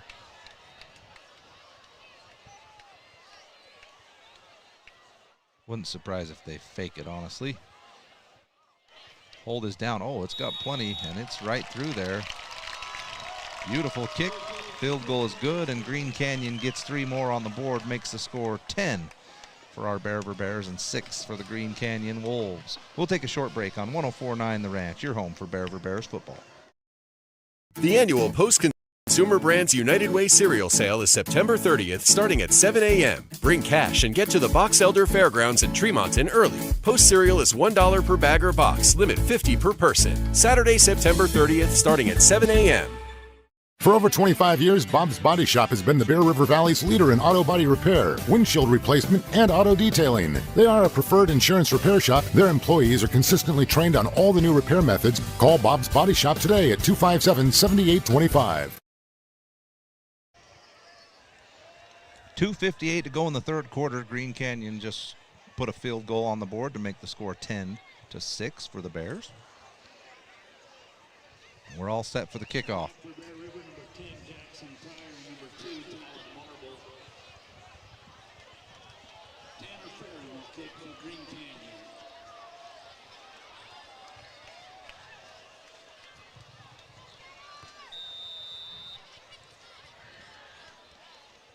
The kick is away right down the middle of the field. This one's going to get into the end zone. Wow, great kick. Touchback, and the Bears will start at their own 20-yard line.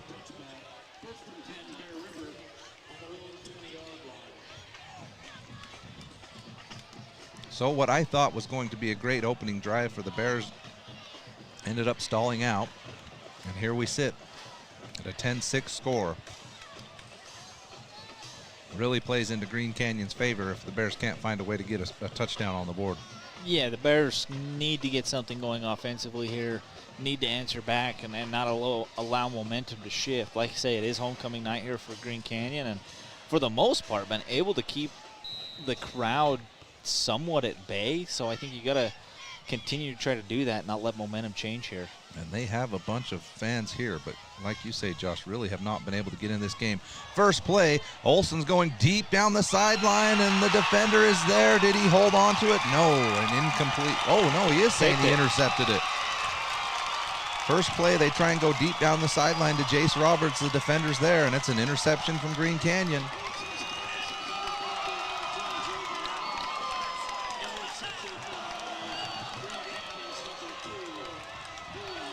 I actually said that pass was intended for Martin. I thought that was Jace Roberts out there. I thought it was Jace Roberts. Yeah, I think it was.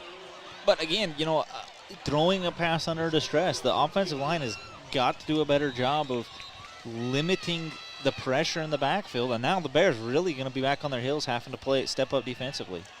So the Green Canyon Wolves have it at midfield, and their first play from scrimmage goes up the middle of the field for 5 yards on first down. Aiden Wilson on the stop.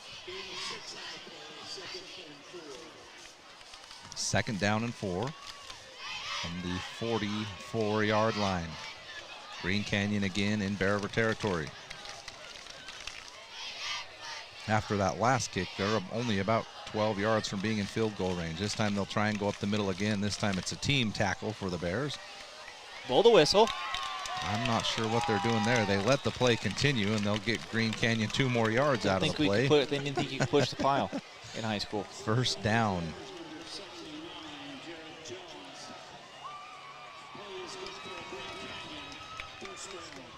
So the crowd now starts to get into it a little bit more, as Green Canyon is now down to the 39-yard line. 1:55 to go in the third quarter. Bears lead by 4.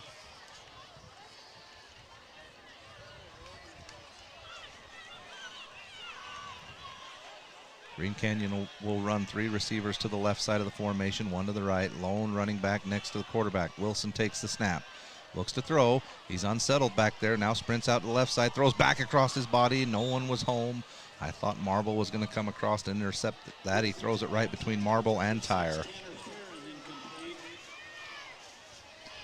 I'll be honest, Trent. I think if you're Bear River, you've got to go to a 4-3 or something and start stacking the box and force Wilson to beat you with his arm, because they're able to move the ball with the run game. We've seen that. They're moving it 3, 4, 5 yards every time, but the passing game is not there for Green Canyon. So I think you've got to force them to go to the passing game here.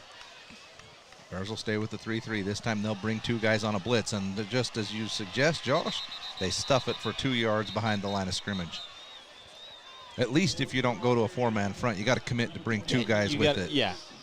You've got to commit to send the 3 guys up front and 2 linebackers and really try to force their offensive line to go one-on-one where you can beat them. And honestly, if you do that, Tyden Jones and Aiden Wilson can beat linemen one-on-one. They've proved that every time. So I think if you start going to that and then let your athletes like Quade Murray, Jace Roberts, Marble, Tyre, let those guys on the outside make plays for you. This time they'll sprint out to the right side looking to throw.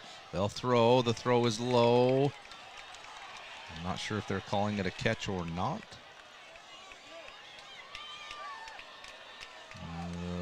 No. Okay. 4th down. Incomplete pass. Someone just needs to give the old signal. That was very confusing because the side judge picked it up and was walking it across the field like it was a catch. And then back judge just walked over and took it from him and walked it back to the... So it's 4th down and 12 as the pass looked like it may have been caught, but they'll say incomplete. It must have hit the ground. So here's the deal. Force them. Don't let them get a first down here. Kind of in no man's land, so they will go for it. Bears don't bring pressure. Oh, and they're going to kick it. And it will get into the end zone for a touchback. So Green Canyon won't go for it. They look like they were. They'll take the shotgun snap and kick it down the field, and it goes into the end zone for a touchdown.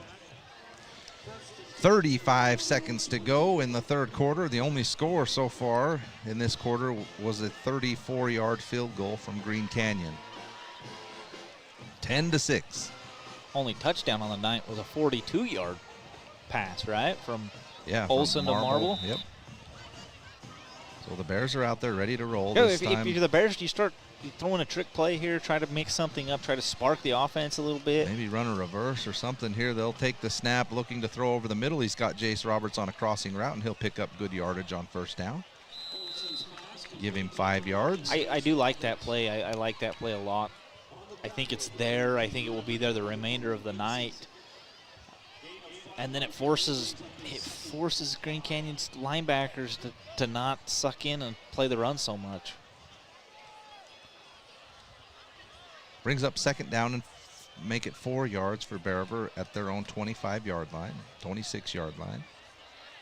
Olsen will bring Marble in motion, and they blow the whistle.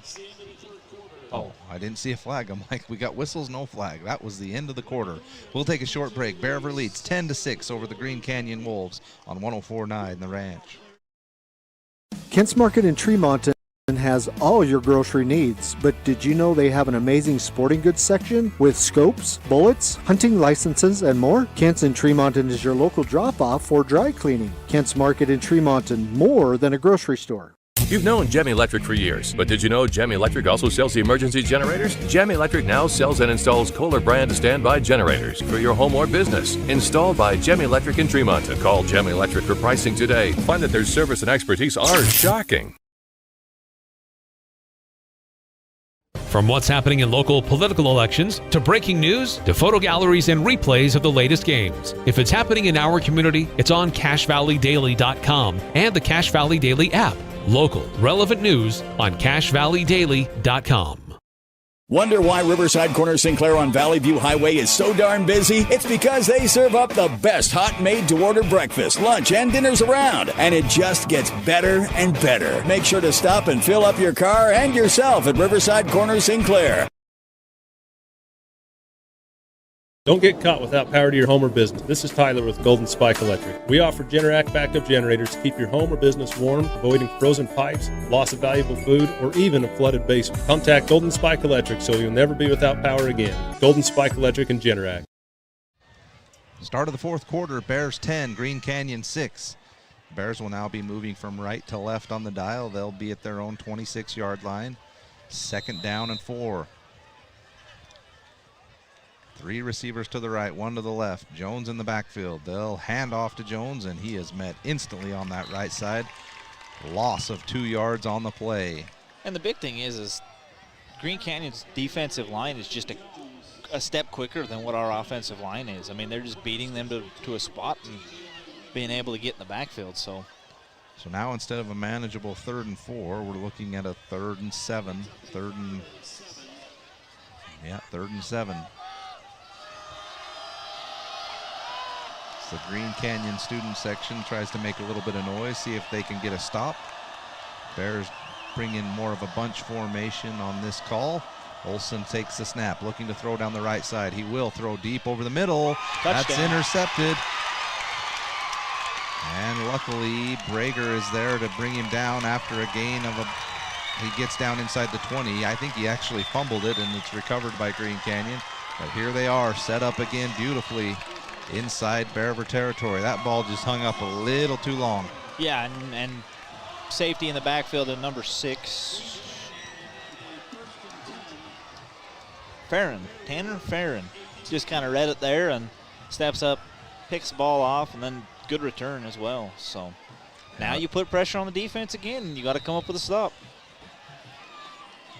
So on a night when the offense is struggling to push the ball down the field, again, give credit to Green Canyon's defense. That's what they've hung their hat on all season long. And they've been able to win these low-scoring games. So this sets up nicely for them. Again, they're inside Bear River territory at the 18-yard line. They'll one receiver on each side, hand off up the middle, and that's stopped instantly by the Bears D-line.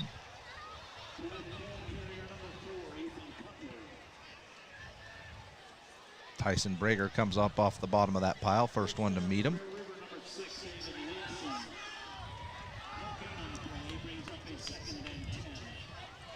Second down and 10. Again, this would be huge, Josh. Even if they get 3 on the board here, you got to figure that's a victory. Yeah, for sure, absolutely. From the field position they started with. And you almost feel like if you're Bear River, a touchdown for Green Canyon is going to be tough. Yeah, it really puts the pressure on you. You got to get a touchdown at that point. They'll fake the handoff. They will throw over the middle. Oh, boy, did that look ever so uncomfortable. Yeah, that was not.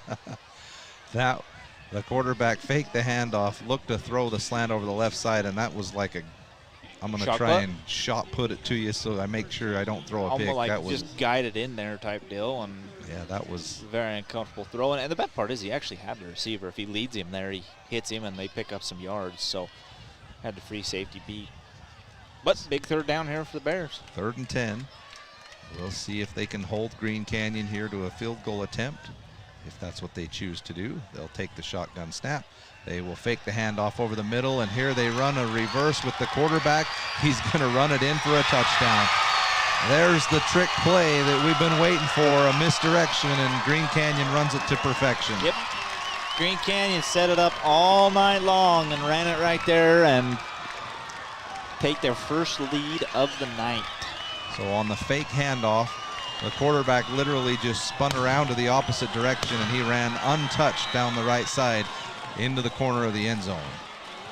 So Green Canyon on homecoming night takes a 12-10 lead. They have an extra point pending.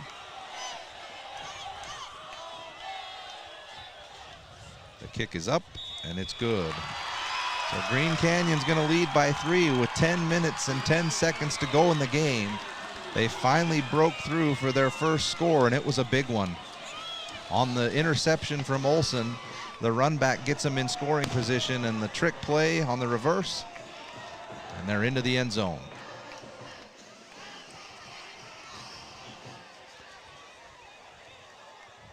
Now it's dig deep time for Bear River.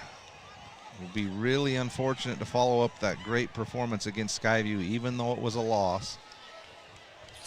Really need to bounce back and pick up this win. A very winnable game on the road. Absolutely, and the pressure turns up because now, you know, if you can win this game, you're 2-1 in region. If you fall short, you're 1-2 in region, and now playing behind, basically saying we got to win our last 2 games of the year. So these next 10 minutes, I'm not a big guy in saying, you know, this is a critical moment in your season, but these next 10 minutes could be a critical time in the Bears season. Absolutely. You come back and win this one, you feel pretty good. You lose this one, then because honestly, I feel like Bear River can run the table here, finish whatever that's going to be, 4-1 in region. Yeah, for sure. I definitely feel that way. Spot. Well, we're about to find out what Bear River's got. They're going to start at their own 20-yard line, 1st and 10, just over 10 minutes to go in the game. One thing Green Canyon started doing this second half is they started dropping the safeties back, playing kind of a cover 2, which allows that underneath to be open. Wow, they bring the pressure on the first play from scrimmage. The Bears are going to throw a wide receiver screen pass down the right side, and that goes nowhere. Olson was lucky to get that one away as Green Canyon brought pressure on 1st down. So no gain on 1st and 10.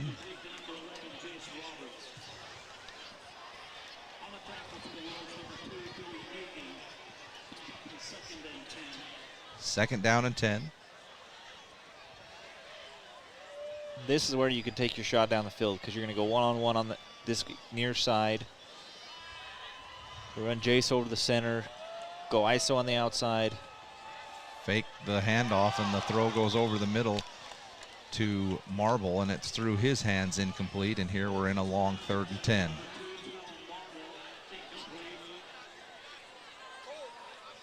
Olson's just a little bit rushed, and I can see why. I mean, they're getting pressure, and just that quick handoff and the throw over the middle, he just has to rush it just a little bit.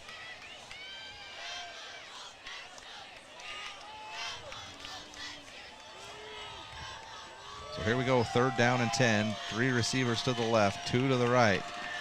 Green Canyon has 3 down linemen. We'll see what they decide to do. Oh boy, that's a false start. Move them back 5 more yards, and we'll try it again. And again, we talked about it earlier, and I said it's these little mistakes. They start catching up to you, and they start hurting you.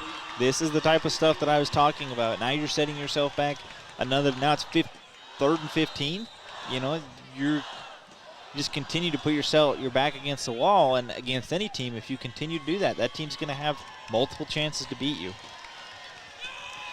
So we'll see what the Bears decide to do on 3rd and long. This almost has to be a change the field position and try and stop Green Canyon. They'll take the snap. Olson will look to throw. He now has to sprint over the right side. He'd have to throw back across his body. He does. He had a guy wide open, but he just cannot get enough on the throw. He had Martin behind the defense, but they step in front of it and intercept it. Ultimately, that's similar to a punt, I guess, as it gets past midfield. But Green Canyon will take over on their own 49-yard line. Jaden Martin was behind the defense, but Olson was sprinting against the grain, and trying to throw that deep of a ball against your body is hard to do.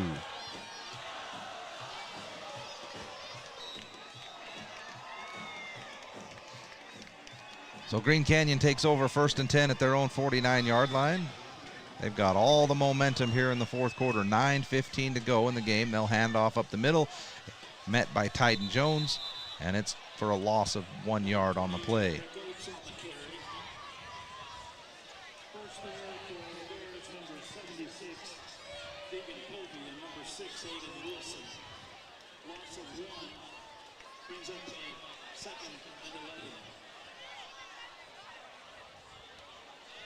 Second down and 11 for Green Canyon.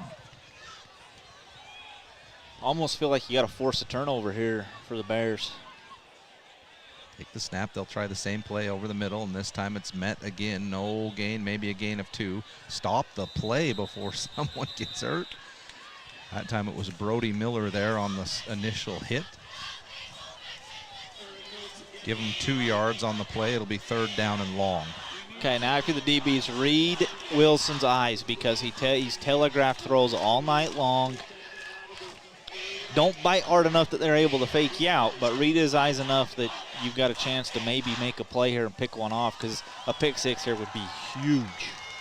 Clock winds down now to about 8 minutes to go in the game. Green Canyon will spread them out, 3 to the right, 1 to the left. They are going to look to throw. They'll sprint over here to the right side. No one's open. He's going to try and throw a pass deep. There's the interception we were looking for. Marble has it. He's going to try and get some yardage down the right side of the field. They will tackle him, but the Bears will be set up on the turnover. And we got a face mask there. Flag comes in late. Josh says it was a face mask. We'll see what they call, but the Bears are back in business. Great defense. You could see on that play no one was open. I was surprised he tried to push it down the field.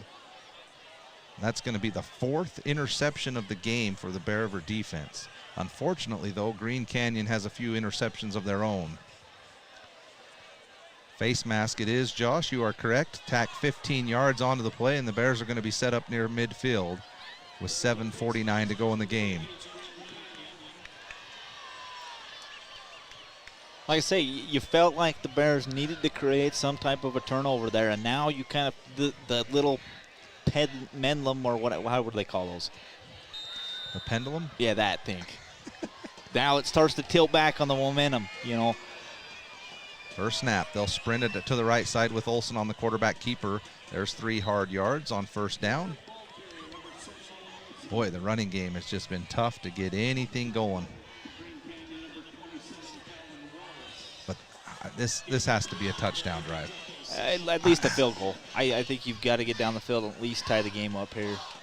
I hate a field goal here, but boy, a touchdown would really make it tough on Green Canyon. Because really, it's been a trick play was what they scored on. Really love to see the Bears punch one in here. We'll see if they do. They bunch the formation up a little, just 2 receivers to the right. Now they'll motion Marble back in. They'll want to run it right up the middle. Tyden Jones, he gets hard yards out just past the 1st down marker. Give him 8 yards and a 1st down. I actually like that formation, Josh. If we want to get some yards on the ground, you may have to just commit to a 2 tight end set. I got a question for you, Trent, just because I haven't paid attention. How often do we see Aiden Wilson on offense? Because he's in there blocking right now. Yes, he is. The Bears have decided we're going to run some power football at you. This time, no wide receivers, 3 running backs, 2 tight ends. They'll hand it off to Tyden Jones again. This time, another missed block, and he only gets 1 yard out of it. But I like the idea here. Bears going power football. Great observation, Josh, as Aiden Wilson is in there on that left end. He's been everywhere else on the field. Put him out there and let him. I mean, he's block so somebody. good with his hands and being able to, feel where the offensive linemen are. So why not do it as an offensive lineman as well? I actually like it. 2 running backs in this time. They'll hand it to Tyden Jones. This time he'll run over the right side and grab another 3 yards. Going to bring up a 3rd down. You're in 4-down territory at this point, so essentially you got 2 plays to run. Because you're not, at least me, as much as I love Stone Higley, I'm probably not trying a 46-yard field goal right here. No, absolutely not. Ball is spotted at the 37-yard line for this 3rd down and 8. This time the Bears will come out with 4 wide receivers. Martin down on the left side. Marble in the slot. Jace Roberts in the slot on the other side with Brager outside of him. They'll motion Roberts into the backfield, and then we got a false start again. Whoa! That's a little play after the whistle. So they do stop the play.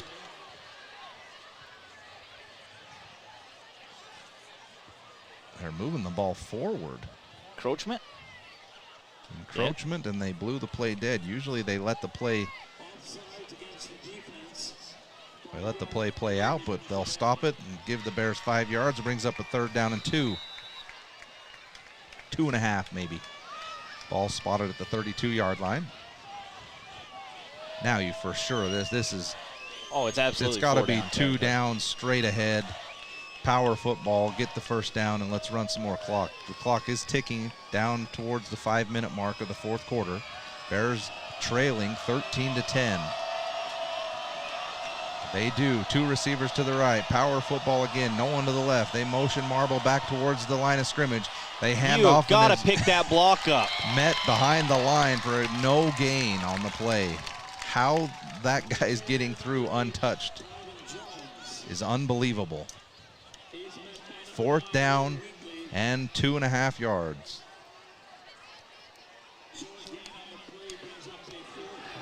Here's what I'll say, Josh. They are selling out on the run. If you have a pass play out of this formation, now's the time. Yeah. No wide receivers, 2 tight ends, 3 running backs. All the running backs are in front of Olsen. He'll take the snap. He looks to run over the right side. No, he's going to throw, and it's intercepted. There was 1 receiver in the route. The defender stepped in front of Brager, who may have fallen down. Interception, turnover. Green Canyon's got the ball back.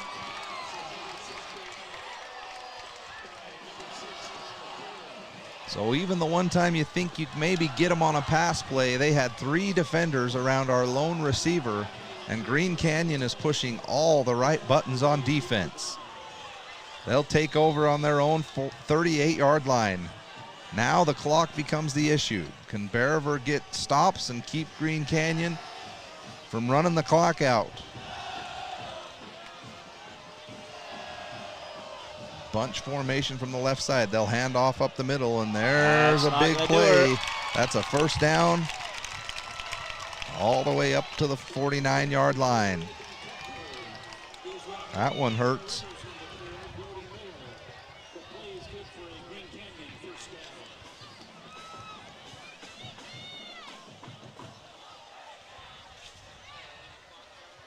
Boy, unfortunate there for Bear River. They were in position to try and put some points on the board. They needed to pick up a 4th and 3. It ends up being an interception going the other way. And Green Canyon has just picked up a 1st down near midfield. They'll let the clock run down to 5 seconds. They'll hand it off again, and there's another big play over the right side. And they'll pick up another 1st down and more. He's to the sidelines, pushed out of bounds at the 24-yard line. And Green Canyon all of a sudden has found the momentum. They've found their run game, and they're looking to put the final stamp on this one. 3 minutes and 17 seconds to go. Bear River has all of their timeouts, but you gotta get at least the 1st down stop. Ball's marked at the 24-yard line, 1st and 10, Green Canyon.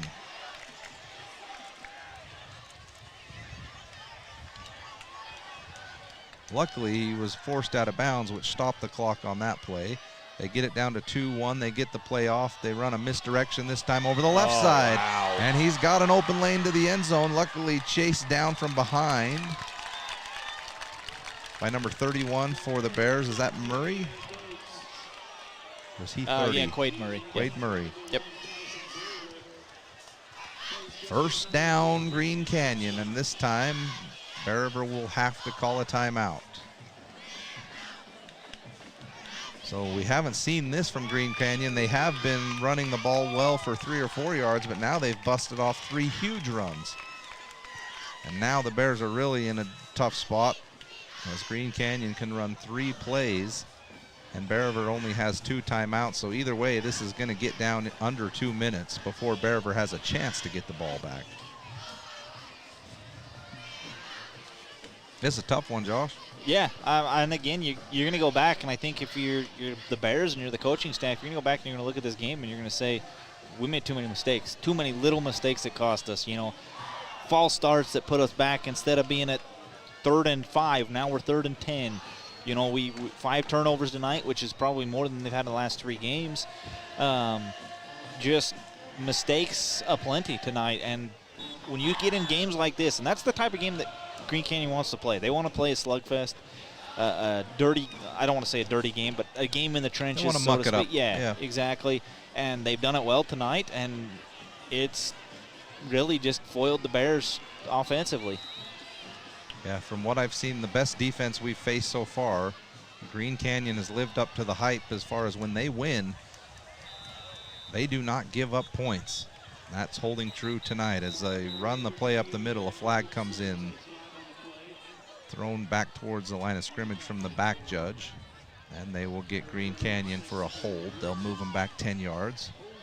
So that helps Bear River a little bit better, yeah, you get because them, it does stop the clock. And it gets them to where getting a first down is going to be tough, because the next first down they can get, it looks to be at the 2-yard line. So they're out at the 22-yard line, 1st and 20. Really could use a negative play here, at least push them back out of field goal range. Clock now winds, just under 3 minutes to go. I'd imagine Green Canyon will be content to sit here at the line of scrimmage and let that clock tick down. They'll take the snap, they'll pitch to the right side. The Bears pursuing nicely down the line of scrimmage and almost gave up the edge, and he runs out of bounds. Thank you very much. Good job defensively. I mean, stretching him out, yeah. Force him out of bounds. I mean, Yeah. Green Canyon's running backs got to understand we want the clock to run. Mistake there. That stops the clock at 2:39. 2nd down and 15 yards. Mark them at the 17-yard line. Skyview 63, Logan 18 in the 4th quarter. Watch it. The upset alert is off. Watch a little trick play here.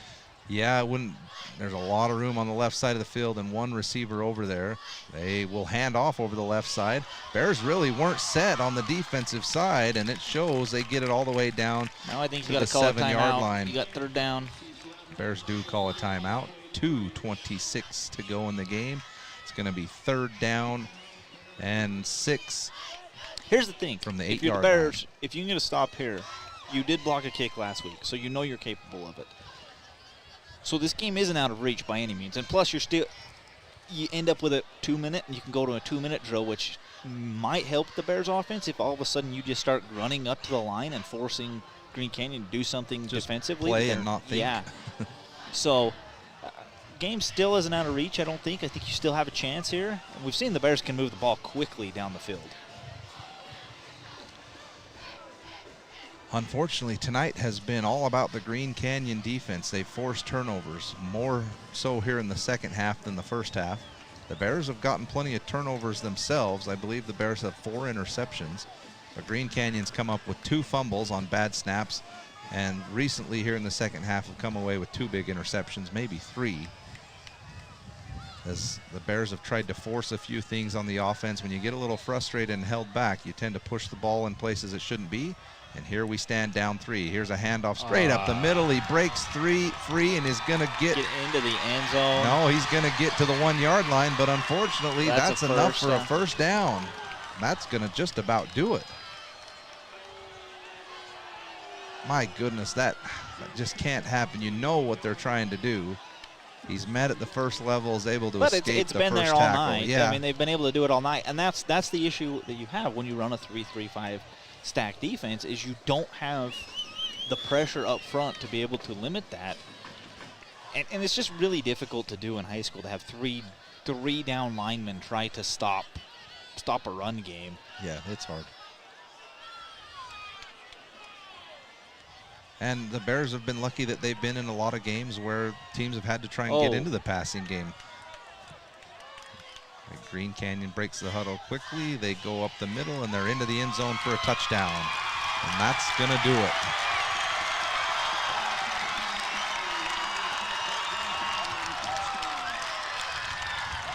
So Green Canyon, when they had to tonight in the fourth quarter, 2 big touchdowns, and they're going to win on homecoming night.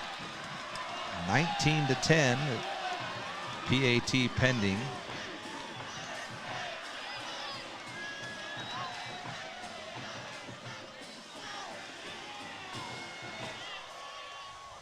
Kick is away, and it's good. 20 for Green Canyon, 10 for our Bears. 1:35 to go in the game. We'll take a short break on 104.9 The Ranch. Your Cash and Box Elder County McDonald's take pride in being part of our community. Your local McDonald's is hiring with flexible hours, tuition reimbursement, and great pay. Start your career today. Apply at careers.mcdonalds.com. McDonald's is an equal opportunity employer committed to a diverse and inclusive workforce.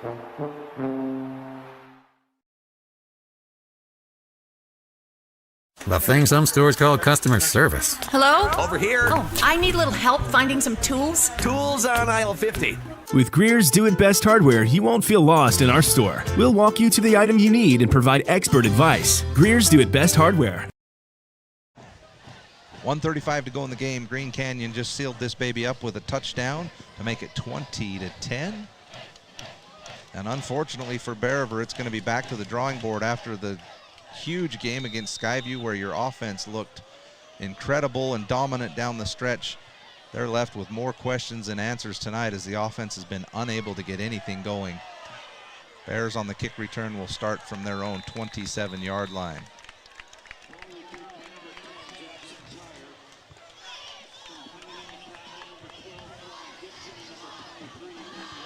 So if anything, for the Bears, there's a chance to practice some 2-minute offense.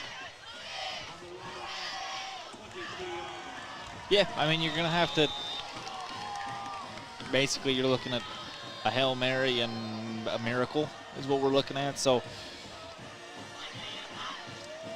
Olsen will take the snap, look down the left side. He'll throw quickly over to Martin, and he doesn't catch the ball. He was trying to get upfield before he had it. It goes through his hands, and he takes a huge hit in the process. And I'm not sure he's... Seems a little bit loopy out there, but he'll stay onto the field. Second down and 10, 1:23 to go in the game. Olsen, shotgun snap again, looking down the right side. This time he'll keep it up the middle.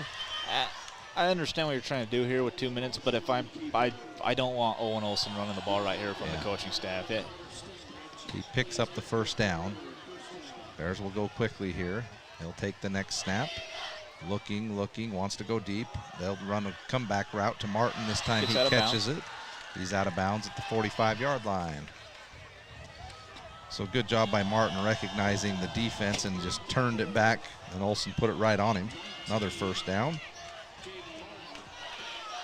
104. So it's got to be score quick and get an onside kick, which the Bears have got one of those in this game already.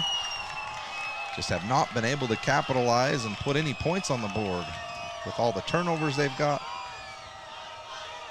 Now Olsen sprinting to the right side, and he's going to take a sack. number one, when you're being chased and you're running to the right and trying to throw back to the left, it's very impossible. difficult to throw against your body that way. But my thing is I don't know. It's really frustrating when one defensive end is able to get in the backfield again every time. And he's there again. This time Olsen's able to escape the sack, but nowhere to go with the football. Throws back across the field. It's completed for a gain of 2 yards. But number 9 literally was just standing up, runs around everybody on the line and in for pressure. Not great effort from the line, from the Bears.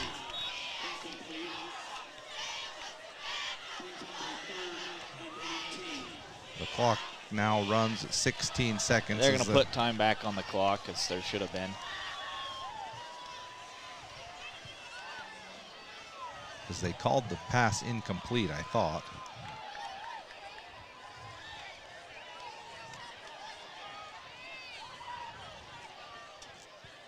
As we wait for time to be added, 27 seconds. Be 3rd down and 17 from the Bears' 37-yard line.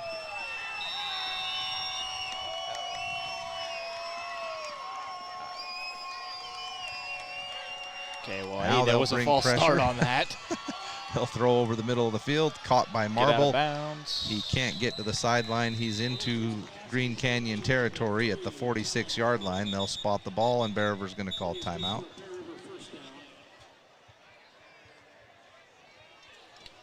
There was a really big false start on that one.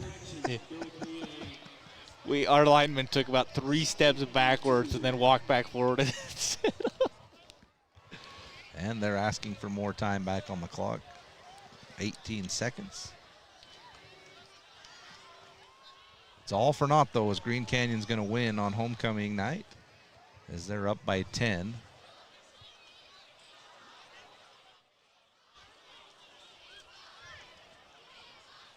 Like you say, Trent, I do think, you came off of a game against Skyview in which, honestly, you walked out of the game. Yes, you took a loss in the loss column, but you walked out of there almost as a moral victory, because you walked out of there and where everybody's saying, okay, this offense could compete with, essentially, we think one of the best teams in the 4A that's going to be competing for a state championship. And then you come here tonight and you're absolutely just stifled. And one thing that I think has to be addressed over the next week going into Mountain Crest, or that's who we play next, going into Mountain Crest has got to be the offensive line. You've got to figure out a way to protect Owen Olsen so that he can do something with the football. Olsen looks to go deep down the right side, nothing doing. Everybody is bottled up, but he's going to have to turn one loose. Martin's down there into triple coverage, and they've intercepted it down near the goal line, and that'll wrap this baby up. There's 8 seconds left. They'll have to run a play. But even on that one, Josh, I get they're in prevent defense, but everybody was bottled up downfield. Kudos to Green Canyon tonight. Their defense brought it. In a first half where I thought Bear River outplayed Green Canyon, we did not get enough points on the board when we needed to. No, absolutely not. And a lot of credit to Green Canyon, because they definitely made some adjustments at halftime to stifle the offense even more, and made adjustments offensively enough to be able to get down and get some points on the board, and going to get them the W here tonight. So Green Canyon will kneel down, and that's going to wrap this one up. Unfortunately, that 10-3 lead that Bear River had at halftime is where we stay. We stay at 10. They get 17 points in the second half, and they're going to win it 20-10. We'll take a short break, and we'll be back to wrap this one up on 104.9 The Ranch. Your pipes are out of sight, out of mind, and could be out of date. We can fix it today. Mike Knorr Plumbing can change out your old pipes for new state-of-the-art pipes to keep your family healthy and safe. 257-0646. Online at MikeKnorrPlumbing.com. Looking for a new toy this year? Fun is at Spike Power Sports in Tremonton. They carry Polaris and Honda machines to get you into the backcountry safe and sound. Spike Polaris has a machine you'll love. Spike Power Sports, Tremonton. Online at gspike.com. Yes Printing in Tremonton and Brigham City has high-speed color copiers for your use. Need something for work or church? Or need to ship or receive UPS or FedEx? It's Yes Printing. You said it right. Yes Printing. 340 West Main in Tremonton or in Brigham City. Central Milling, Gilt Edge Flour, and Wheatland Seed are local companies who produce high-quality organic flour for home and commercial kitchens. Rest assured, when you purchase one of their products, you'll get the very best. Central Milling in Logan, Wheatland Seed in Collinston, Gilt Edge Flour in Richmond.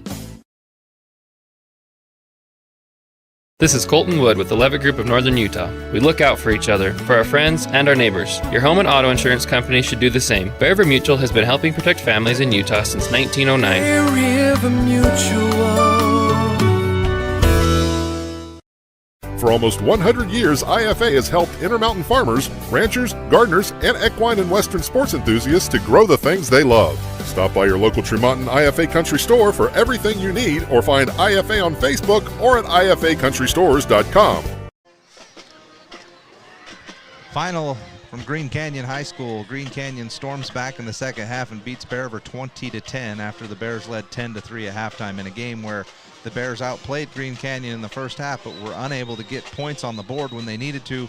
Green Canyon makes the adjustments at halftime and ends up literally running away with this one with their running game in the second half. As Josh, we look at some of the stats from tonight's game where Green Canyon was leading us in rushing at halftime about 40-17. They end up rushing for 154 yards to Bear River's 27.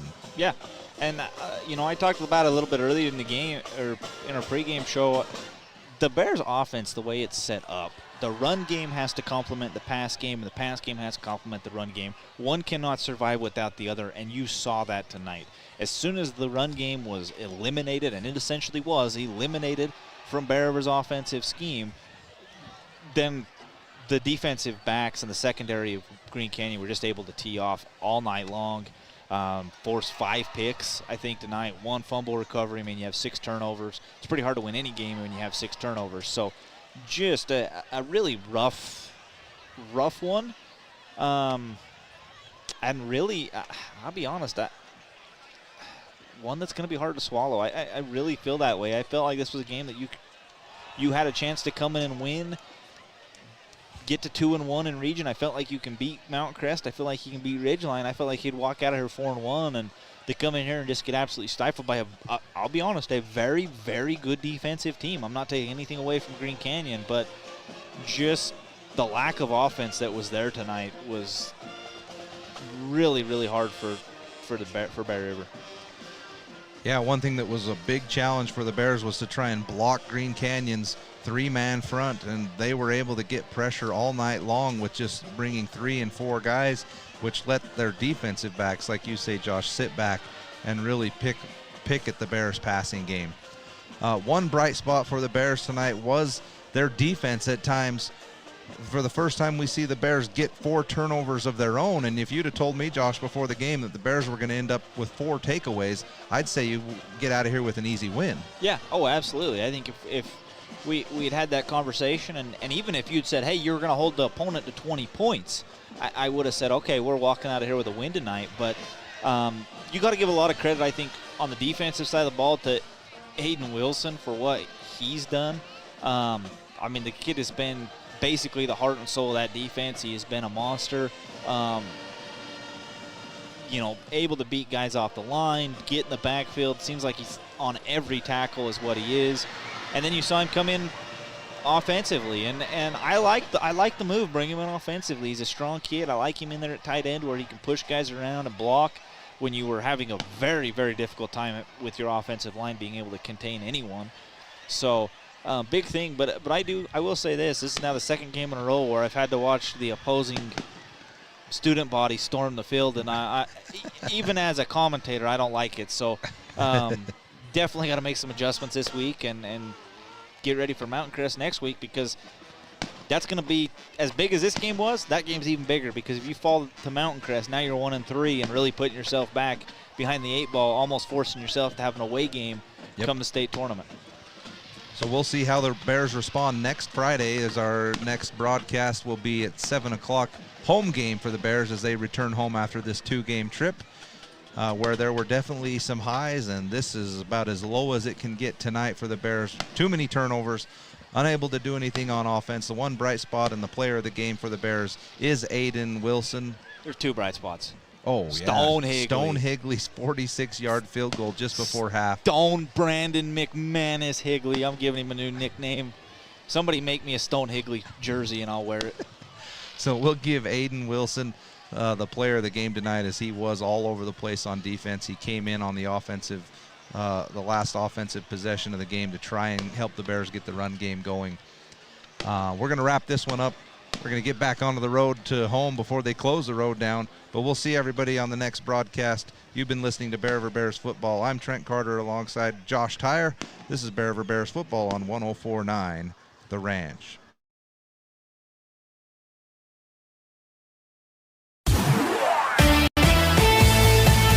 This Bear River Bears broadcast has been a presentation of 104.9 The Ranch and CashValleyDaily.com. Made possible by the support of our sponsors, Adams Wealth Advisors, McDonald's, Cast-A-Lite, Bob's Body Shop, Central Milling, Greer's Hardware, Gem Electric, Kent's Market, Golden Spike Electric, Mike Knorr Plumbing, Post Consumer Brand Cereals, Levitt Group of Northern Utah, Yes Printing, Rudd Funeral Home, IFA Country Store, Riverside Corner Sinclair, Spike Power Sports, and Cache Valley Daily. Catch the replay of tonight's game on CashValleyDaily.com.